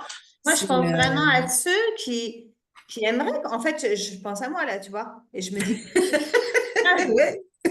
du coup, je me dis, non, mais on n'est jamais tout seul. Donc, du coup, des gens comme moi, et c'est sûr qu'il y en a plein, tu vois. Donc, il y en a plein. Bah, tiens, mes amis proches, on parle, tu vois, de politique ensemble. Mais on sent qu'on a nos limites et qu'elles sont très, très proches, en fait, tu vois. Et en fait, on sent, moi, la dernière fois, j'en ai discuté, on était trois dans un jacuzzi en train de parler de politique. Et en fait, on était trois et voilà, on parlait de politique, on était tous les trois en phase là-dessus, tout ça. On n'a pas, tu sais, quand tu dis regarde les deux côtés de la médaille et tout, puis après sans tout ça. Ça, j'ai pas de difficulté à le faire quand on m'explique quelque chose, une actualité, tu vois, hop, j'ai pas de difficulté à le faire. Mais avec le peu de données que j'ai, sur les données que j'ai. Ouais, je comprends, ouais. Mais vu que j'ai pas tout, bah ça se trouve, ça Et fait de la place. je suis même pas certaine que tout le monde ait tout, mais si tu veux, c'est ça où là-dessus, il y a aucun souci. C'est déjà important de s'y intéresser. Moi, si tu veux, les débats politiques me passionnent parce que j'ai beaucoup de mal, très sincèrement, avec les gens qui me disent ah, je fais pas de politique. Parce que la politique, quand tu prends le terme polis en grec, c'est de la cité, si tu veux. Tu vois? Et la cité, c'est la vie des citoyens. Et on est tous citoyens. On est citoyens d'un pays, d'une ville, d'une région, du monde, enfin peu importe. Et donc, par rapport à ça, c'est de se dire, la politique, elle fixe un certain nombre de règles de vivre ensemble, et donc elle nous concerne tous, si tu veux. Maintenant, par rapport à ce que tu dis, oui, je j'ai pas forcément l'information. Ce qui me dérange aujourd'hui dans les débats politiques, c'est qu'on devient toujours très manichéen et que euh, on cherche, on regarde, je sais pas si ça a déjà arrivé dans les repas de famille, les gens cherchent à avoir raison, à affirmer à tout prix et à dire que c'est leur position qui est la bonne. Moi, j'en ai rien à foutre. J'ai ce qui est de l'ordre de l'intime conviction, si tu veux. Je transmets, sachant que quand j'essaye de transmettre, je me base aussi Là, ça reste général. Je pourrais rentrer dans le détail avec des documents super précis et tout sourcé, etc. C'est pas l'objet ce soir. Mais à un moment donné, tu prends des faits aussi. Mais ces faits, ils sont pas isolés là également. Tu vois, c'est pour ça que moi j'aime bien toujours cette partie zoom et dézoom. C'est-à-dire que si je prends un fait, déjà je vais aller vérifier l'information avec différentes sources, et après je vais voir dans quel contexte ça s'englobe. Et après, quels sont les impacts au niveau du collectif pour ensuite le ramener à nouveau au niveau de l'individu. Dans mon approche, c'est celle-ci. Ouais, Mais c'est vrai que il y a tellement de choses, on est tellement noyé par la somme d'informations auxquelles on peut avoir accès que ça peut devenir compliqué, en fait. Et c'est pas le but. non. Tu vois, c'est ça aussi. Mais tu prends juste un sujet. Tu dis, bah voilà, moi, il y a tel thème, parce que ça me touche. Ça peut être, tu parlais de l'éducation, par exemple, par rapport aux gamins. Bah, tu sais, je veux dire, tu peux aller voir en France. Euh, moi, j'avais halluciné quand il y a eu les modifications. Et là aussi, c'est pas arrivé par hasard. Il y a de plus en plus de gens qui voulaient faire l'école à domicile. Tu vois, parce qu'ils se rendaient bien compte qu'au niveau des programmes, il y avait quand même pas mal de choses qui étaient déconnantes et également au niveau des idéologies qui pouvaient être véhiculées. Je veux dire, depuis, faudrait que je reprenne le texte de loi, mais je crois que c'est en 2021 que la loi a été modifiée, où la mise en place de l'école à domicile est devenue de plus en plus compliquée. Et ça n'est pas anodin. Par contre, le prétexte officiellement qu'on a utilisé, c'était soi-disant pour éviter les extrémistes religieux, si tu veux, qui était Ouais, le prétexte. ouais. Mais au même titre que pour d'autres choses, on te dit, mais c'est pour ta sécurité. Genre, Mais t'es pas J'avais assez envie, grand pour te protéger tout seul. Tu vois? j'avais envie de te le dire tout à l'heure quand tu disais, punaise, mais on peut rien faire. J'ai voulu retirer de l'argent, tout ça. On m'a demandé quoi en faire, tout ça. Et tu as dit, punaise, on peut rien faire. Et là, moi, tout de suite, j'ai pensé à un cadre indispensable quand même parce qu'il y a tellement de personnes, en fait, qui font n'importe quoi. Et on peut parler de tout, hein, des choses vraiment courantes, tout ça. Bien sûr que c'est important d'avoir un cadre et c'est important aussi, bah là, comme tu dis, mais c'est des prétextes. C'est vrai que, en fait, là, voilà, c'est deux paires de lunettes, en fait. Hein. Et c'est pour ça, d'ailleurs, que quand il y a eu cette période de Covid, c'est pour ça que toi, tu as dit paria tout à l'heure, mais il y a beaucoup le mot de complotiste et d'extrémistes qui sont sortis aussi. C'est Hein. parce qu'il y a deux paires de lunettes. Mais Euh, parce que si tu te dis, moi je suis un peu provoque dans ces cas-là, tu te dis peut-être que s'il y a des complotistes, c'est parce qu'il y a un complot, qu'est-ce que t'en sais? Tu c'est vois, vrai. tu as toujours plusieurs prismes pour voir Voilà, les c'est choses. ça. C'est Après, ça. quand tu prends les faits quand même et que tu décortiques les trucs, moi je dis toujours, trop de coïncidences deviennent des évidences quand même. Ça, au bout d'un moment, tu te dis, Et c'est pour ça que en prenant les différents éléments pour évaluer une situation, tu te dis, bah moi je vais me faire mon intime conviction, sachant que là aussi, je reste ouverte. Si on m'amène d'autres éléments qui m'amènent à réviser ce que je pense, j'ai pas de souci avec ça. Tu vois, je vais pas être en mode psychorigide en me disant, mais ah, j'ai raison. Je m'en fous d'avoir raison en fait. C'est juste, moi, ce qui m'intéresse, c'est de comprendre le monde dans lequel je vis. Avoir raison, j'en ai rien à foutre, sincèrement. Et c'est ce qu'on retrouve dans les débats politiques. Enfin, quand tu vois même les échanges, la plupart du temps, mais c'est intéressant d'ailleurs de les regarder en France, en Europe, comme aux États-Unis. Il y a un côté chaud, si tu veux, qui quelque part est intéressant, mais qui enlève aussi de la saveur à l'essence du discours ou des discours qui peuvent être tenus. Tu vois, quand tu vois les certains shows à l'américaine, tu te dis, est-ce qu'il y a besoin d'un tel décorum? Bon, après, chacun fait ce qu'il veut. Mais c'est tout ça. Et si tu veux, toutes les révélations qu'on s'est pris dans la tête en mode lait concentré sucré en accéléré en l'espace de 4 ans, alors que les générations précédentes, les choses sortaient, les scandales sortaient en mode pop-up. Allez, il y en avait un par an, c'était le grand maximum. Là, c'est un bouillon de culture, le truc. Ça sort de partout. Ouais. Tu Et d'ailleurs, vois? j'ai dit à Seth, je crois, la semaine dernière, je sais pas pourquoi on a évoqué ça. On était en train de parler des virus ou je sais plus quoi. Et j'ai dit à Seth, justement, comme ça, là, c'est sorti. J'ai dit, putain, gros, du coup, on n'en a plus entendu parler du truc, de leur truc de singe, là. J'ai dit, c'est fini, ça? Tu sais, parce que lui, c'est mes infos. Alors, j'ai dit, mais en Mais fait, la variole du singe, c'est ce à quoi tu fais référence, mais ouais. ils ont tenté le coup. Sachant que la variole, moi j'avais écrit un article à l'époque, la variole du singe, ils en parlaient déjà en 2021, hein, à la suite du Covid. Ah, L'époque, ils commençaient déjà. Ils ont tenté le coup, ça n'a pas marché. Mais voilà. Mais si tu veux, il y a des enjeux financiers tellement importants. Il faut quand même savoir, et là, ça a un impact. C'est là où l'information peut être importante, comment toi, tu vas l'utiliser. Ça a été au mois d'octobre, je crois que c'est de cette année que c'est passé. Ils ont quand même décidé en France, parce qu'il fallait bien écouler des doses entre guillemets, injection à ARN messager, de vacciner je veux dire les cafards, mangeant le Ouais. cactus, tous les canards de France quand même. D'accord? Mais ça a été fait. Ouais, non, mais alors là, je vais faire ma complotriste, comme j'aime bien faire des fois. Ça a été fait en octobre. D'accord? Il y a eu une directive, toutes les fermages de canards. Mais pourquoi ça a été fait en octobre? Soi-disant pour le machin. Parce que il va quand même y avoir le foie gras. Au moment de Noël, on va te le faire bouffer, le foie gras de canard. D'accord? Putain, Val, arrête de me dire Le magret de canard, c'est bon, ça se mange avec rôti, avec du miel et un petit peu de fleur de thym, etc. C'est excellent. Sauf que là, ils ont tous été picousés, les bestiaux, hein. Donc moi qui adore ça, j'ai dit, bah, le canard, on va oublier, parce que j'ai pas envie qu'indirectement, c'est là où moi l'information me sert. Après, je ne demande pas aux gens d'être OK. Par contre, on ne me fera pas bouffer de l'ARN messager sous prétexte de bouffer du foie gras de canard. Ça, c'est niette. Alors, je vais pas me faire des potes avec les éleveurs de canards en disant ça. On est OK. Mais n'empêche que, Bah merde, tu m'as dit ça, voilà, c'est mort. tu Tu vois vois, ça?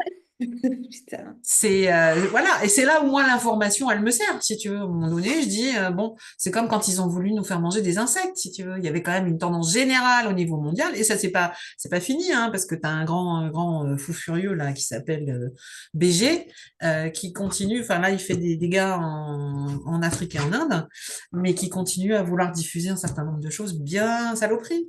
Et ça a une conséquence, c'est quoi? On va te dire, bah, c'est les pets des vaches, tu as du dioxyde de carbone, donc en fait, le taux de carbone, mais ça, c'est un gros bullshit, tout ça. Mais on en parlera plus tard, parce que là, si je commence à dérouler tous les sujets, on n'a pas fini. Ah, je savais que là. Eh, non, mais parce que je trouve, mais c'est là où, si tu veux, je te dis, je regarde les trucs, machin, et puis je me dis, bah là, je te prends l'exemple du canard, parce que c'est typique, c'est un exemple typique. Je dis, bah ok, bah, le canard, cette année, on va oublier. Tu vois, pour moi. Après, là aussi, les gens font ce qu'ils veulent. Ils se renseignent, ils font ce qu'ils veulent.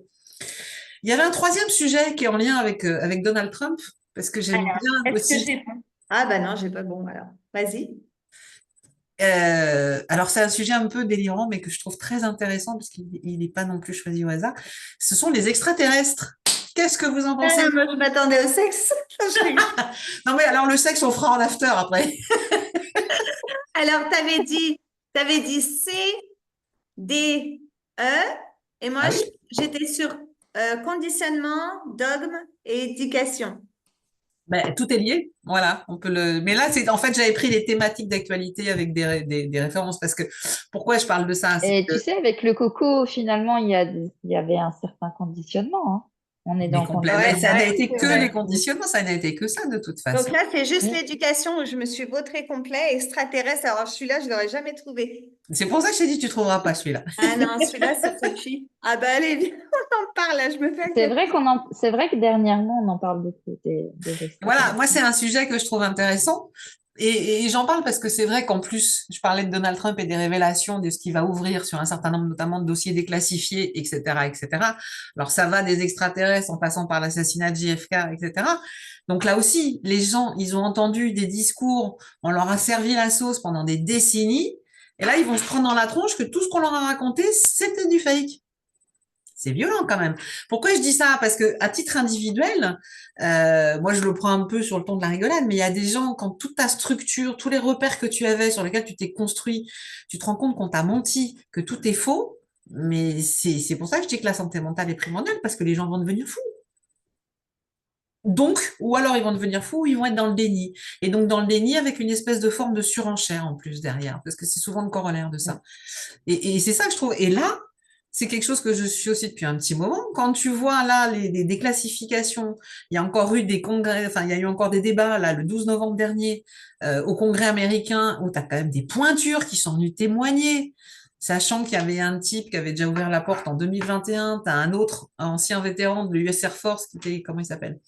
David Grush, qui avait quand même témoigné que les États-Unis bossaient depuis des décennies avec des entités exogènes. Je vais rester soft, hein, parce que voilà, maintenant c'est comme il y a plein de dénominations dans le politiquement correct, mais moi je trouve ça passionnant parce qu'on vit dans une époque où tu as tout en fait qui est en train de, alors je vais être un peu grossière, de partir dans couille pour un certain nombre de sujets. Et à la fois, c'est intéressant parce que l'humain, c'est peut-être l'opportunité qu'il a pour se révéler vraiment à lui-même. Et c'est ça que je trouve passionnant. Et moi, c'est ça qui m'éclate.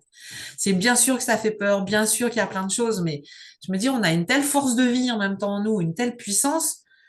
il faut la saisir, cette chance, quoi, tu vois.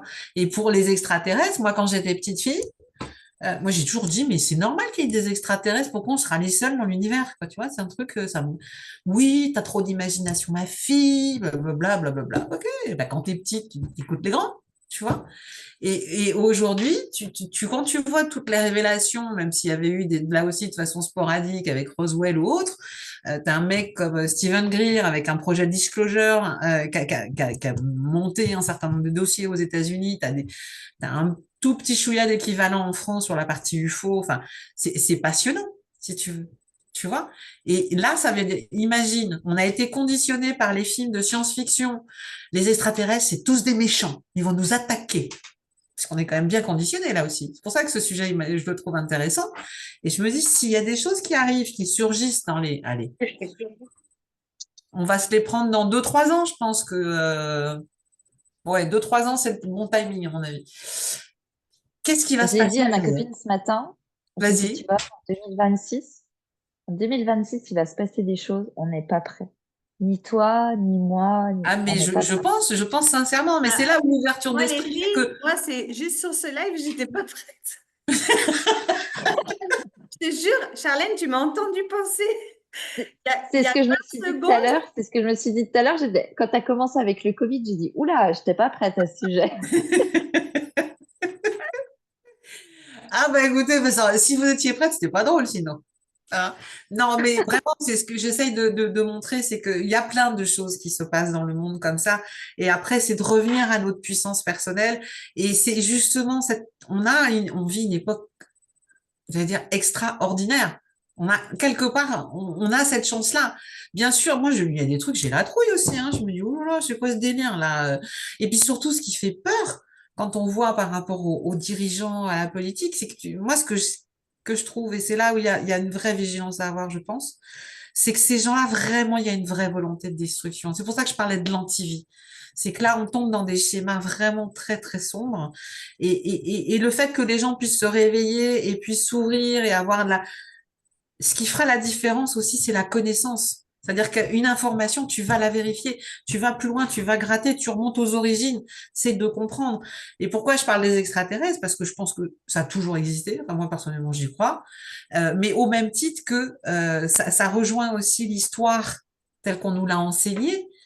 Il y a tellement d'artefacts aujourd'hui sur toute la planète, en termes d'archéologie notamment, qui sont en train de sortir, qui tendent à montrer que tout ce qu'on nous a raconté là aussi, c'était du bullshit, que ça va faire peur. Et comme, en fait, tu disais, Charlène, c'est que la difficulté, c'est que tout va être concentré en un laps de temps très court. Et donc, on n'a pas ce temps d'intégration, de métabolisation, de digestion, de vérification, de machin. Je pense que le piège, il peut aussi être là. Euh, mais c'est là où tu peux le voir. Alors, je vais voir un autre aspect. Les extraterrestres, pour moi, c'est ni bien ni mal. Je veux dire, ça fait partie des choses qui peuvent exister. Après, c'est le jour où ça va se produire. Moi, je dis pas quand, je dis le jour où ça va se produire, parce que pour moi, ça va se produire. C'est comment ça va, moi, ce qui m'intéresse, ce qui m'amuse, parce que je pense qu'on est quand même dans un grand jeu vidéo, c'est comment ça va nous être amené. Et une des choses où j'aurais envie de mettez-vous un bip bip dans un coin de votre tête, c'est que il y a quand même des gens aujourd'hui qui dirigent, qui ont la volonté de mettre en place une gouvernance mondiale. Et si tu as des extraterrestres qui débarquent, qui sont les grands méchants qui veulent attaquer les tout petits terriens, qu'est-ce qu'il y a de mieux que de se réunir derrière un ennemi commun? Ennemi en parlant des entités exogènes, bien sûr. Et donc là, c'est du pain béni pour mettre en place un certain nombre de choses aussi. Tu peux le voir des deux côtés.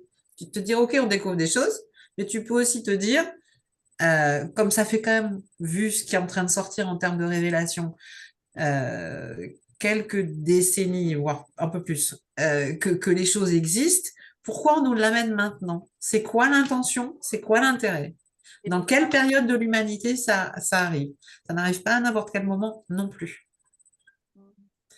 Maintenant, sont gentils, sont pas gentils, j'en sais rien. Enfin, je veux dire, ils font leur life, hein, les petites bestioles exogènes, quoi. Tu vois, j'ai pas d'état d'âme par rapport à ça. Tu m'as pas répondu, Mel. Alors, les extraterrestres, tu en penses quoi? Bah, moi, je pense que non, ma vision, c'est les témoignages. C'est ça ma vision sur tout un tas de choses, sur le paranormal, sur les extraterrestres. Mes croyances à moi, c'est que depuis des siècles et des siècles, pour pas dire des millénaires, il y a des témoignages de certains faits. Et en fait, ça passe en pleine nuit sur des chaînes américaines et puis il t'envoie des choses, en fait, des reportages avec des témoignages. Ben, il y en a qui disent que c'est du divertissement, tu vois. Et puis il y en a qui voient ça sous un autre œil et puis qui voient qu'en fait, il y a des choses qui se passent depuis la nuit des temps, en fait, et on ne cesse, en fait, d'en parler. On occulte en fait le fait que c'est des vrais témoignages et qu'il y en a, je sais plus de quoi c'était, et ben la mort imminente, l'expérience de mort imminente. Expérience de mort imminente, mais il y a des milliers et des milliers et des milliers de témoignages, les mêmes, tu sais, dans le monde, les mêmes, tu vois. Et moi, comment on dit, quand on veut dire ça me trouve le truc, ça me fascine. Oui, c'est assez fascinant, mais c'est bien. Voilà. C'est là où les outils, si tu veux, ce qui devenait difficile, c'est qu'avant, les gens vivaient les choses un petit peu isolés, chacun dans leur coin. Et c'est vrai que là, avec le maillage du web, l'information, elle circule à une vitesse phénoménale. Il y a un paradoxe par contre là-dedans, c'est que les médias, ils jouent beaucoup justement sur les conditionnements, mais grâce aux médias, il y a des éveils de conscience. Donc, tu vois, Alors, moi, je mettrais une petite nuance grâce aux médias alternatifs, pas les médias mainstream, ouais, hein. bah, oui, mais il y Parce a que les médias mainstream, ils ont quand même, il y a quand même des. Alors, en France, pas c'est mainstream. très blindé, hein. Mais tu as quand même des pays, notamment en Allemagne, tu as des gros scandales qui sont en train de sortir avec leur RKI, RKF, parce que, en fait, tous les scandales liés au Covid sont en train de sortir. Le Robert Koch Institute, il y a des documents sont en train de sortir. Là, aujourd'hui, moi, ce que j'appelle les merdias en France officiels, ils restent dans la logique de la doxa officielle et de la doctrine qui est véhiculée. Je veux dire, tu as encore un journaliste qui s'est fait suspendre parce qu'il osait remettre en cause ce qui est en train de se passer entre Israël et Gaza, par exemple. Et il y en a plusieurs. Je veux dire, il y a quand même une censure par rapport à ça. On peut décider de pas le voir, mais elle est réelle. Enfin, je veux dire, Ouais, par c'est pas. exemple, par exemple, en politique, et mon père, il m'a dit qu'il y avait un gars qui s'était fait exiler dans une prison euh, dans le nord, là, dans l'Arctique, là, genre. Ah, je sais pas. Si, tu sais, mais c'est moi qui m'exprime mal. Il y a un gars en politique qu'il fallait absolument évincer, tout ça, et il a été incarcéré dans une prison, mais genre en pleine mer, en plein océan, mais super loin, là. Je lui demanderai. Donc oui, il y a des choses qui sont vite. Ah ben, quand tu déranges certaines doctrines officielles, forcément, quand tu es isolé en plus et que l'information n'est pas connue d'un certain nombre, tu sais, c'est comme tout, après c'est de la loi des grands nombres en mathématiques, c'est que si t'as pas suffisamment de personnes ou un volume suffisamment important de personnes informées, bah toi tout seul dans ton coin, tu es comme un con et c'est toi tu fais pas le poids. Si tu veux, et moi, je me dis, le but, j'ai pas envie de réformer un système, on va le laisser s'écrouler et puis on va reconstruire autre chose. Voilà. Ouais, mais par contre, si je veux répondre quand même à ta question plus précisément, quand tu me dis, Mel, t'en penses quoi des extraterrestres? Là, je t'ai exprimé en fait mes croyances, on va dire, mais par contre, c'est réellement demain, parce que c'est là, toi, où tu as un intérêt, c'est si demain on se prend la bombe, en fait, que oui, c'est vrai, et tout le monde l'annonce, et c'est officiel, et hop, on les a vus, ils ont atterri, machin. Moi, la première pensée qui me viendrait, c'est pour ça qu'elle est extrêmement liée à ton intention, c'est que tout de suite, la première pensée qui me viendrait dans la tête, c'est euh, mes gosses. Tu vois, j'aurais pu en fait, j'aurais pu, merde, j'aurais pu rendre ça présent depuis qu'ils sont petits. Tu sais, c'est un peu comme cette foutue histoire du Père Noël, tu vois. Mhm. Tu vois ce que je veux dire ou pas? C'est que Oui, oui. C'est que un Mais jour, en fait, il croit pendant 8 ans, 10 ans, parce que moi, j'ai plané, mais et un jour dans la voiture, hop, tu te mets à parler de ça, et puis d'un coup, tu lui balances qu'il n'existe pas. Bah là, je trouve ça terrible, cette histoire du Père Noël. C'est le bah là, premier mensonge ouais. sur lequel, alors, à la fois, je trouve ça terrible et en même temps, tu peux aussi voir l'autre côté de se dire, ça peut donner un référentiel pour que le gamin sache, entre guillemets, sente si c'est vrai ou si c'est pas vrai. Mais c'est quoi l'intérêt de mentir à un gamin? Enfin, tu vois, sur cette histoire de Père Noël, ça vient d'où? Tu vois, là aussi, quand je dis faut remonter à la source, et c'est véhiculé là aussi depuis, alors t'as des fois c'est le Saint-Nicolas, enfin, selon les coutumes, mais là aussi, tu as toujours une origine qui fait que bah, le résultat, c'est que tu mens à tes gamins, quoi. Et ben voilà, là, moi, j'aurais cette pensée-là tout de suite. Si un jour, en fait, ça tombait, ce truc, tout de suite, je me dirais, ah bon, bah là, ça va tomber sur la gueule de mes gosses, en fait, maintenant, comme ça, alors qu'en fait, ils entendent ces mots-là depuis qu'ils sont petits. Enfin, je veux dire, moi, quand j'étais petite, je regardais E.T., tu vois. Donc, en fait, on le sait depuis des années, ces histoires d'extraterrestres, tout ça. Là, ils sont en train de regarder, là, je vais plus loin, hein, mais je veux dire, moi, Jojo, il a 15 ans, et il est à fond dans les vampires, les sorcières et les loups-garous, tu vois? Bah, en fait, les extraterrestres, pour moi, c'est la même chose. Ça veut dire que c'est un truc qu'ils regardent à la télé, ok? C'est un truc qu'ils lisent dans les livres depuis qu'ils sont petits, mais ils le savent, ça, par contre, à contrario du Père Noël, ils le savent que ça n'existe pas. Ils sont sûrs que ça n'existe pas. Tu vois, à contrario du Père Noël. Donc, en fait, pour moi, c'est la même histoire en inversé. Ça veut dire que c'est une bombe qui peut leur arriver. Le Père Noël, ils ont toujours cru que ça existait. Ils vivent avec la télé, les livres, tout depuis qu'ils sont petits. Et d'un coup, bim, on leur dit que ça n'existe pas. Et là, les loups-garous, les sorcières, les vampires, les extraterrestres, tout ça, bah, on leur dit que ça n'existe pas. Ils y voient dans les livres, tout ça. Et d'un coup, paf, ils peuvent apprendre que ça existe, tu vois. Donc, voilà, Hein. c'est ça ce que j'en pense. Mais après, enfin, je veux dire, tu peux aussi discuter avec tes gamins et leur dire, bon, je parle pas des loups-garous, enfin, ça, des mythes et légendes, c'est encore autre chose, mais par rapport à tout ce qui est entité exogène, c'est de leur dire, est-ce que vous croyez que les extraterrestres existent pour de vrai? Hmm. Tu vas bien voir leur réponse. Bah, ça Mais j'ai qui ce te dit? discours-là.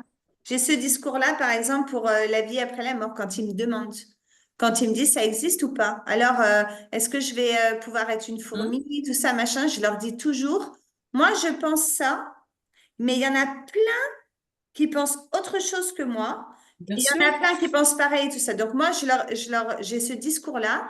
Quand réellement il y a quelque chose qui flotte, en fait, dans des légendes ou dans des choses comme ça, je leur dis toujours ce que moi je pense en leur disant qu'il y en a plein qui ne le pensent pas ou qu'il y en a plein qui y croient, il y en a plein qui y croient pas. Mais parce que là, ça dépend effectivement de l'histoire de chacun, enfin, des perceptions aussi individuelles. Et c'est vrai que tu peux pas forcément, du degré de connaissance, tu peux pas forcément le remettre en cause. Maintenant, c'est juste toujours de garder l'esprit ouvert en se disant, déjà, tu sais pas ce que tu sais pas, et en plus, tu sais pas si ça pouvait exister ou pas. Dans un sens comme dans l'autre, tu sais pas, en fait. Donc, c'est de se dire, bah, moi, c'est plutôt la position neutre en disant, bah, écoute, on verra bien. Mais quand tu regardes, par exemple, comme je disais, on est conditionné, enfin, tous les films ou séries, enfin, peu importe, je veux dire, on te présente toujours les aliens comme des grands méchants. Ouais. Peut-être qu'ils le sont, hein. Je pense qu'il y a des vrais, comme, je veux dire, si tu fais, à la limite, tu transposes le truc, tu te dis à une autre planète, je sais pas où, à des millions d'années-lumière, enfin, peu importe. Tu te dis, regarde, sur la planète Terre, tu as des gens qu'on considère comme se comportant comme des salopards. Bah, pourquoi tu n'auras pas la même chose ailleurs? Tu vois? Donc, après, c'est de se dire là aussi l'intention. L'univers, c'est quand même un système en potentiel équilibre, on va dire. C'est de se dire, si un jour ils viennent, quelle est leur intention? Hmm. Et là, je parle juste dans la matière. Après, c'est pour ça que je dis, on va pas rentrer dans le débat énergétique sur des Hmm. niveaux, on va dire, beaucoup plus Ouais. subtils. Parce que alors là, Ah genre bah là, live, hein, dans ces ça, cas-là. c'est Parce que un là, les filles, je vous vois, là, thème les pour petits moi, yeux là. qui... Donc voilà, l'idée, c'est de se dire, reprends ton pouvoir. On parlait de la politique avec différents exemples. Je veux dire, les extraterrestres, mais qu'est-ce que tu viens m'emmerder, être dans mon jardin? Je t'ai rien demandé, t'es pas invité, quoi. Tu vois? À un moment donné. Après, moi, je pense qu'aussi, la divulgation, quand elle arrivera pas à n'importe quelle période. Et c'est là où il faut avoir un petit peu de recul, j'ai envie de dire, pour se dire, tiens, pourquoi on nous balance ça maintenant? C'est quoi les enjeux derrière? Parce que des enjeux, il y en aura, forcément. Ouais, Et mais après, on revient à ce truc d'impuissance que tu dis, et ça, là, non, c'est. parce qu'à un moment donné, tu peux dire non, même. T'es pas obligé de le subir. Ouais. Mais ce que je veux dire, c'est que quand tu te retrouves face à certaines choses, comme des faits, par exemple, euh, tu peux dire non à quoi, en fait? Je veux dire, il va bien y avoir des mesures qui vont être prises, tu vois, ou même là, je parle des deux premiers sujets qu'on a abordés. Ben, Euh, c'est pour ça que j'ai pris le sujet du Covid au départ. C'est qu'à un moment donné, il était, enfin, je veux dire, c'est vraiment un cas d'école, le truc ouais, à ouais. observer, même si en même temps, à la fois, on était acteur et spectateur, et en même temps, tu te dis, OK, mais s'il y a quelque chose, c'est pour ça que je te dis, le point de vigilance, c'est quand ça arrivera, c'est qu'il y aura des enjeux à côté pour certaines personnes. Je veux dire, je parlais de la picouse, tu peux dire non, hein. Ah Tu bah assumes, oui. tu assumes, mais tu peux dire non. Moi, je Hmm. connais des gens, ils ont payé, ils ont notamment des infirmiers, des trucs et des machins, ils ont perdu leur job. Bah D'accord? Ça oui. veut dire qu'ils se sont dit à bouffer des patates. Le choix, ils l'ont fait. Et c'est là où vraiment, quand je parle il y a la notion de souveraineté, mais il y a vraiment cette notion d'intégrité qui, moi, me semble primordiale. Parce que notre intégrité, elle est mise à mal depuis qu'on est né. Ça va être des parents qui sont pas toujours bienveillants. Tu peux avoir la maltraitance physique, mais tu peux avoir la maltraitance psychologique. Et donc, regarde pourquoi le développement personnel, il prend autant d'ampleur. C'est qu'à un moment donné, on cherche à reprendre des parts de nous, à reconstruire un certain nombre de choses, etc. Parce que notre intégrité, notre essence, elle a été mise à mal à différents niveaux. Et ça, je trouve que c'est vachement important. Et pour revenir à cette histoire d'extraterrestres, je veux dire, si on va dire, on va quoi, nous remettre un confinement sur la tronche? Ça peut être une alternative. Ça peut être aussi dire, ah là là, attention, il faut vraiment qu'on construise enfin ce gouvernement mondial parce qu'on va tous ensemble, on va être puissants, on va se défendre contre les vilains exogènes. Il y a un enjeu aussi à ce niveau-là. Ça va être une façon de faire passer la vie. Là aussi, tu peux dire non. Hmm. Ouais. Mais il faut qu'il y ait suffisamment aussi. Si tout le monde dit non, je veux dire, c'est pas quelques milliers de personnes qui vont faire chier 8 milliards d'individus quand même. Faut peut-être, il y a un rapport, il y a un ratio de proportion là. Il faut remettre les choses dans leur contexte. Je crois que, Val, tu crois que c'est cet aboutissement, est-ce que tu crois que ça se fait sur combien de générations? Je pense que ça peut aller très vite. Par contre, ça veut dire aussi, euh, moi, je te dis à titre individuel, bon, à l'époque, c'est vrai que j'étais dans certains réseaux au moment du Covid, etc.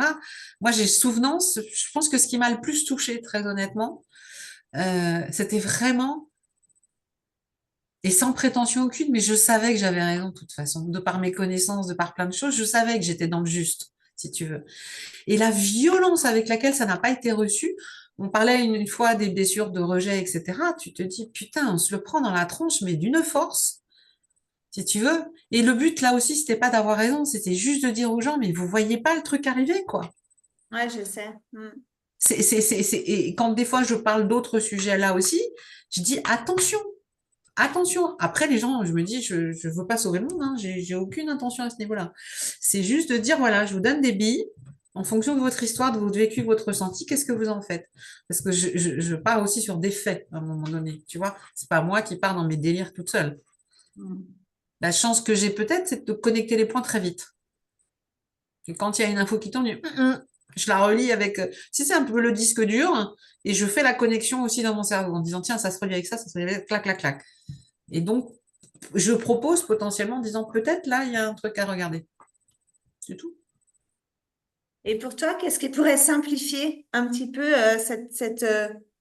hmm, qu'est-ce qui pourrait simplifier cette compréhension en fait de tout ça et ce discernement et pourquoi pas euh, ce, cette implication dans les sujets qui ont été abordés? Je pense qu'il faut le prendre comme un. On est parti en mode interview, vous avez vu? Ouais, ouais. un peu comme un spectacle. Parce que j'ai même pas abordé le sujet de l'IA, mais tu pourrais aussi te dire, on est dans un grand jeu, dans une grande simulation. J'ai failli tout à l'heure te demander ce que tu pensais. Pardon, je te coupe, Val, mais Non, non, après, je t'en prie. après, on dira. Je voulais te demander ce que tu pensais des assistants. Tu sais, des assistants vocaux. Tu sais, et puis il y avait quoi aussi? C'était quoi l'histoire des puces là? Tu sais, il y avait cet assistant vocaux qu'on disait, ah, il se déclenche et tout, machin. Mais il y avait un autre truc là où on se disait que c'était pucé là. Ah bah, de toute façon, il y a une vraie volonté. Tu prends un type comme Elon Musk, enfin, je veux dire, qui soit sur ses projets, notamment Neuralink, etc. Euh, et ça s'inscrit là aussi dans un projet de transhumanisme quand même, faut pas se raconter d'histoire. Ah oui, là, c'est. C'est ce qui me fait peur par rapport au développement de l'IA, très sincèrement, même si je trouve que c'est un super outil.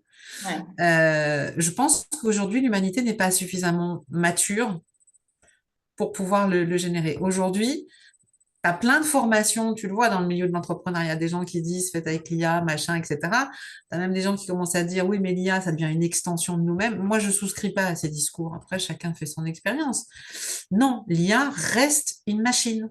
Faut pas l'oublier. Et le problème, c'est qu'aujourd'hui, à force de l'alimenter, moi j'ai fait le test parce que j'aime bien comprendre quand même les outils qui nous entourent avant de prendre position. Quand tu lui dis, OK, fais-moi un roast sur ça, quand tu vois avec quelques questions que tu as posées, ce qu'il est capable de te sortir sur toi derrière, tu te dis, attends, avec toutes les milliards de demandes qui sont effectuées tous les jours, comment ça va être alimenté? Je pense qu'aujourd'hui, on n'a pas la maturité, l'humanité dans son ensemble n'a pas la maturité pour gérer ça. Et en plus, ça s'inscrit dans des projets. T'as quand même un mec là, comment il s'appelle, Harari, qui a écrit un bouquin là, Sapiens machin, je sais plus quoi, qui est quand même le bras droit d'un type qui s'appelle Klaus Schwab, qui est quand même le leader du World Economic Forum, où effectivement la partie transhumanisme est une volonté de connecter l'humain aux machines, c'est-à-dire qu'à partir du moment où tu perds ta part d'humanité, il y a quand même un problème de fond. Et c'est pour ça que je parle de force d'antivie. Et là, Ouais. par rapport à ça, c'est là où se tenir informé, aller chercher la connaissance et à un moment donné dire What the fuck, merde, c'est aussi important. Mm.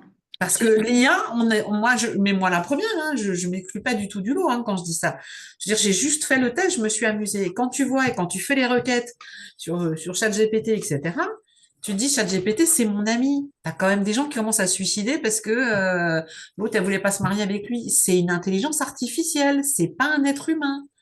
On Tu perd de sais, vue ça. l'autre jour, j'écoutais un coach un petit peu qui est dans l'IA et tout, et je me demandais en fait, une, une façon de penser qui sont étranges. Il me disait, est-ce que ça a été un mec qui a eu un Tamagotchi à l'époque, tu vois?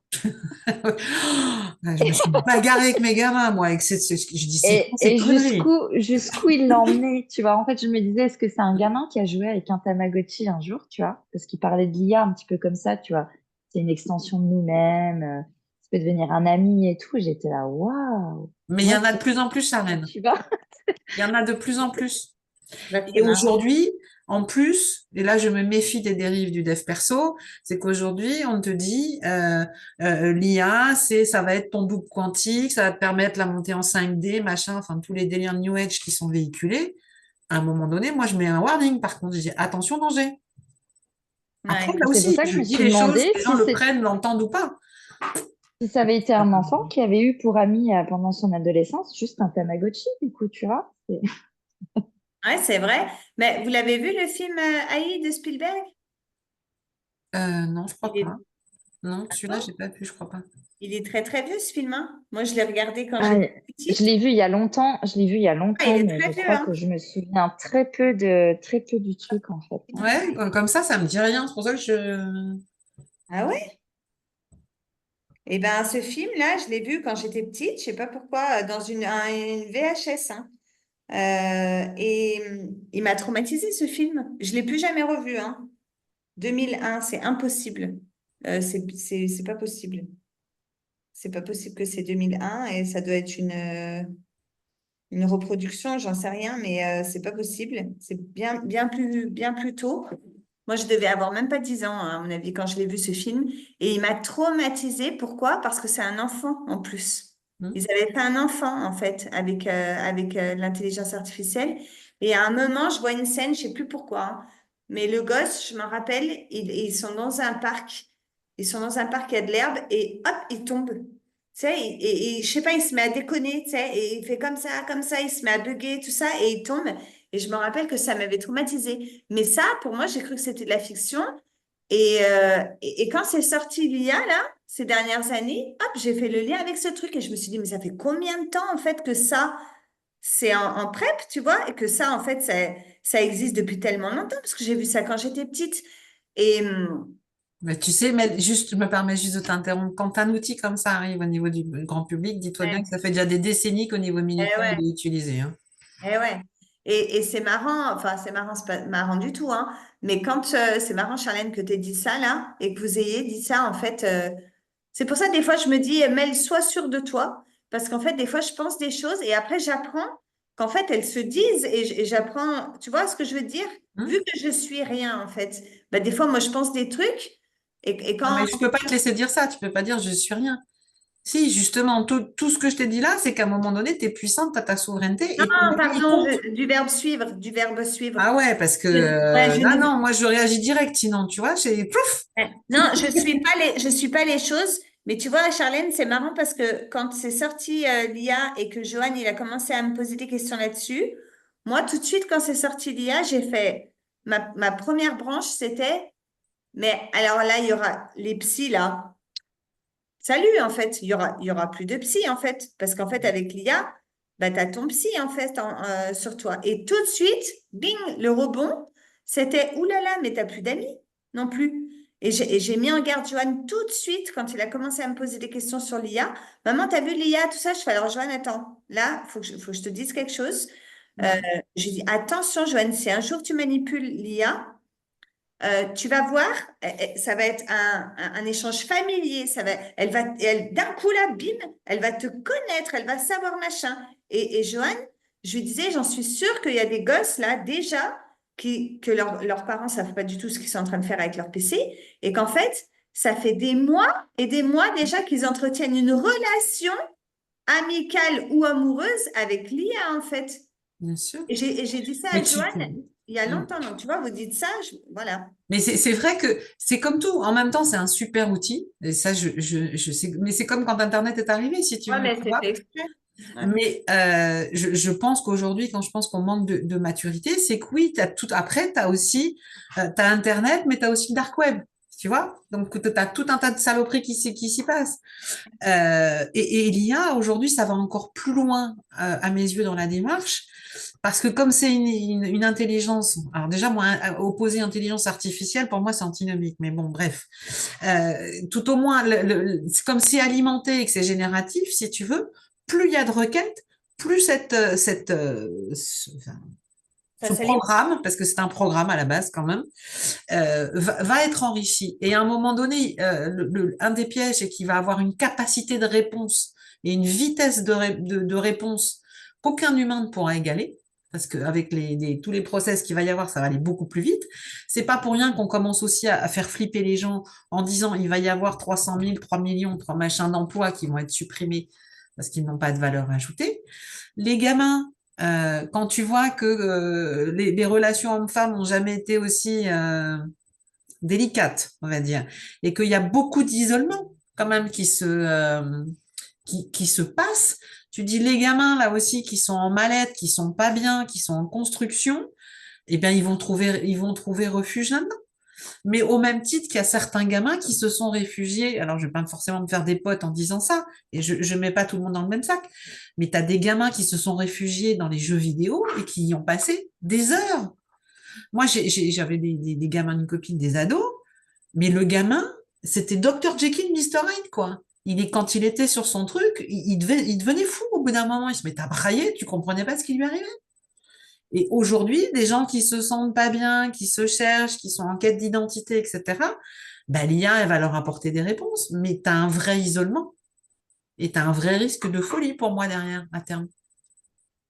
parce que ça remplacera jamais, à mes yeux, la connexion humaine.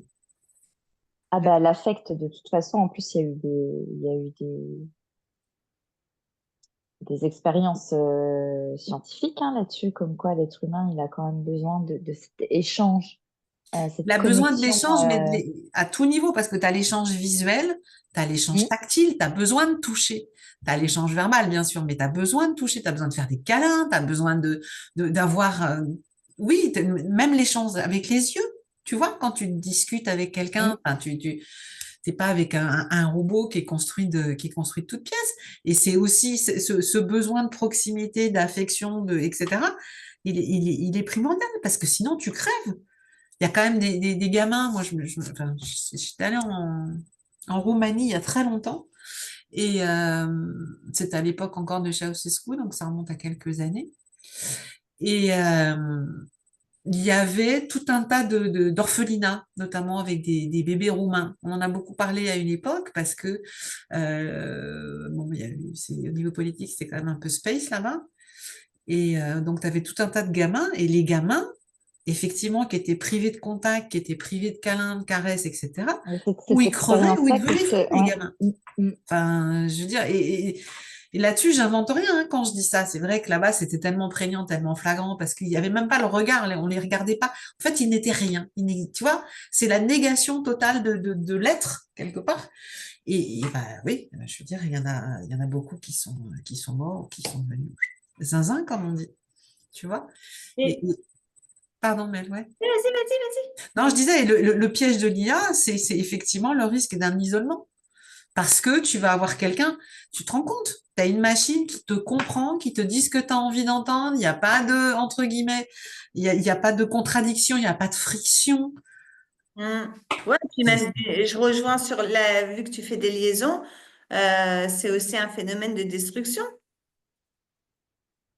C'est Tu sais, l'isolement. quand tu regardes l'histoire, toutes les grandes technologies, alors si tu t'y intéresses, hein, tu peux remonter même jusqu'aux Sumériens, euh, toutes les grandes civilisations, elles ont été détruites parce qu'à un moment donné, enfin, je pourrais résumer en disant, ils ont eu les yeux plus gros que le ventre, et que surtout, la technologie les a Rendu parfait. submergés parce qu'on est rentré dans ce qui est aujourd'hui, c'est ce qu'on vit aussi à différents niveaux, que ça soit à l'échelle d'un système, d'un pays, du monde ou même d'une famille, c'est des luttes de pouvoir en fait qui viennent se greffer là-dessus. C'est une volonté de domination et c'est des luttes de pouvoir. Et quelque part, ça détruit. Oui, ça détruit. S'il n'y a pas un apaisement, s'il n'y a pas des choses cadrées, bien bordées, où chacun trouve sa place, parce que la question, c'est de se dire, est-ce que je suis à ma place et à ma juste place? Bah, il y a des dissonances qui font que, poum, ça pète. Oui, On puis se c'est des retrouve luttes de à tout pouvoir. niveau. C'est des luttes de pouvoir sans parler du business qu'il y a derrière. Ah oui, bah, Chaque fois, à chaque fois. à, Mm. à un moment donné, l'argent n'est même plus important. Ce qui vient aujourd'hui, quand on reprend, si on repart sur les politiques rapidos, aujourd'hui, il y a le pognon, mais le pognon n'est qu'un outil pour arriver au pouvoir. Ouais, ouais, c'est C'est vrai. qu'un support. C'est pas Mm. la vraie, c'est la volonté de domination en mode je suis le roi du monde. Tu vois, en mode Titanic. Tu vois. Sauf que le Titanic, il a coulé, quoi. Alors, si je reviens à ma question de tout à l'heure, Val, parce que c'est moi qui t'ai coupé du coup, et du coup, c'est quoi la solution, voilà, pour simplifier en termes de compréhension et voilà, de discernement et surtout aussi de ne pas ressentir ce sentiment en fait d'impuissance, mais plutôt cette envie de souveraineté par rapport à ces sujets-là. Euh, je pourrais essayer de le schématiser. Euh, prends tu vois, quand tu fais des ricochets ou tu prends un système de cercle concentrique et tu peux le faire varier à deux niveaux. Tu pars de toi et tu élargis en première zone ta famille, tes amis et tout ce qui s'appelle tes zones d'influence. Et c'est de se dire à quel niveau moi je peux intervenir, à quel moment j'ai un levier pour intervenir.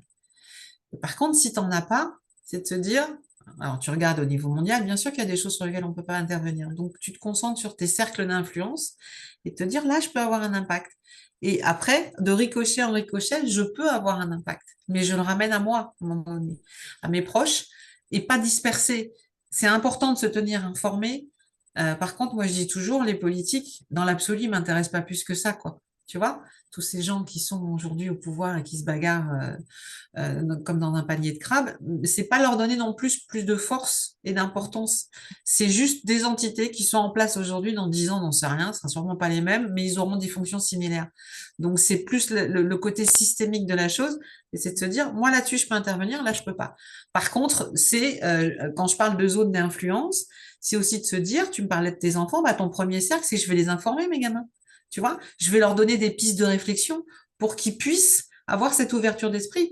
Après, ça, c'est des êtres à part entière. Ils auront forcément, ou pas, des opinions qui pourront différer des tiennes. Mais c'est comme ça, c'est pas grave. Mais Ouais. tu leur as donné, tu leur as redonné ce pouvoir, c'est-à-dire d'être eux-mêmes et de penser par eux-mêmes. Et je pense que Ouais. la capacité de penser par nous-mêmes, c'est primordial. Parce Ouais. qu'on construit aussi les choses comme ça.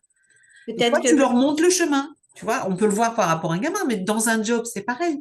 Tu vois, Hmm. dans un job, tu peux donner des pistes à quelqu'un, tu pourras jamais faire à sa place. Jamais. Ouais. Non, mais là, c'est bien ce que tu as dit, parce que si, par exemple, je pense à moi, pour pas parler pour les autres, je pourrais me dire, ben, en fait, je suis impuissante, qu'est-ce que tu veux bien que je fasse? Bah, si, en fait, si je raisonne avec ton Le schéma. système de cercle, tu vois, Ouais, de cercle avec des ondes d'influence et des ricochets, en fait. ouais. Bah, Enfin, j'essaye de schématiser au plus simple, hein. je pourrais déjà me dire que là où je peux avoir un impact, c'est déjà d'ouvrir l'esprit de mes enfants en leur disant, il y a des choses qui existent. Dans la vie, il y a un monde entier en fait d'opinions en fait qui divergent. Hmm. Et la chose la plus importante dans ta vie, ce sera toujours voilà, de faire ce que tu dis souvent là, hein, c'est de zoomer et de dézoomer. Ça, c'est une belle chose voilà, à dire. Et surtout de pas, de De pas. penser par lui-même, même si tu as des influences contradictoires en face, même si la première contradiction, ça sera toi. Et ça va te saouler, parce qu'un jour, ton gamin, il va s'opposer, il va dire non, je suis pas d'accord. Ouais. Merde. Et oui, J'aurais mieux fait de me taire des fois. c'est vrai, Présent. parce que toi, exactement, en fin de compte, on y voit dans l'éducation que tu as donnée à tes enfants. Si tu avais voulu conditionner, en plus, j'imagine, toi, t'es comme moi, les gens disent qu'on a un pouvoir de persuasion, voire limite parfois de manipulation. Et donc, en fait, si tu avais voulu conditionner tes gosses, bah, tu aurais pu le faire, en fait. Mais le fait que tu Hmm. leur as laissé champ libre, en fait, pour s'écouter, avoir leurs opinions, tout ça, bah, tu t'es retrouvé face à ton fils qui a dit, bah non, maman, j'ai envie de me faire picouser, et voilà. Donc, mais C'est accepter que cette personne, et même si c'est méga mon fils, c'est un être à part entier qui est différencié et qui a toute sa latitude, sa liberté de penser, sa liberté de choix, etc. Même si après, le côté cœur de maman se dit, putain de merde, pardon d'être grossière. Tu vois? Mais voilà, c'est ça aussi. Et c'est surtout aussi retrouver, au-delà de tout ce qu'il y a, tout est fait, et je voudrais insister là-dessus aussi. Puis je pense qu'on va arrêter parce qu'on a un petit peu débordé quand même. Je pense que c'est aussi leur donner vraiment le pouvoir de penser, le pouvoir de croire en eux, euh, au-delà de l'adversité qu'il peut y avoir. Ça, c'est primordial, parce que de l'adversité, on en a dans la vie. On est je dis, on vit dans un système, dans des systèmes, on y est confronté, mais c'est de donner les clés pour que justement, les clés et les ressources, quelles que soient les situations de vie auxquelles les personnes peuvent se frotter, bah, ils auront la capacité de réagir, de rebondir, de s'adapter, et puis de continuer à vivre et d'être bien surtout. Tu vois, je pense que c'est ça qui est important, et de ne pas laisser surtout son pouvoir à quelqu'un d'autre, que ça soit un dirigeant, un truc. Mais même vis-à-vis des parents, tu vois. Et la difficulté, c'est que les petits tout, comme tu le dis, bien sûr qu'on est dépendant de nos parents quand on est petit, ne serait-ce que pour notre survie. Et le problème, c'est que ça s'est perpétué de génération en génération. Et là, on se dit, waouh, il y a quand même des portes qui s'ouvrent, donc bah, peut-être qu'on va tendre on va apporter notre pierre à l'édifice, chacun à notre niveau, quoi. Voilà.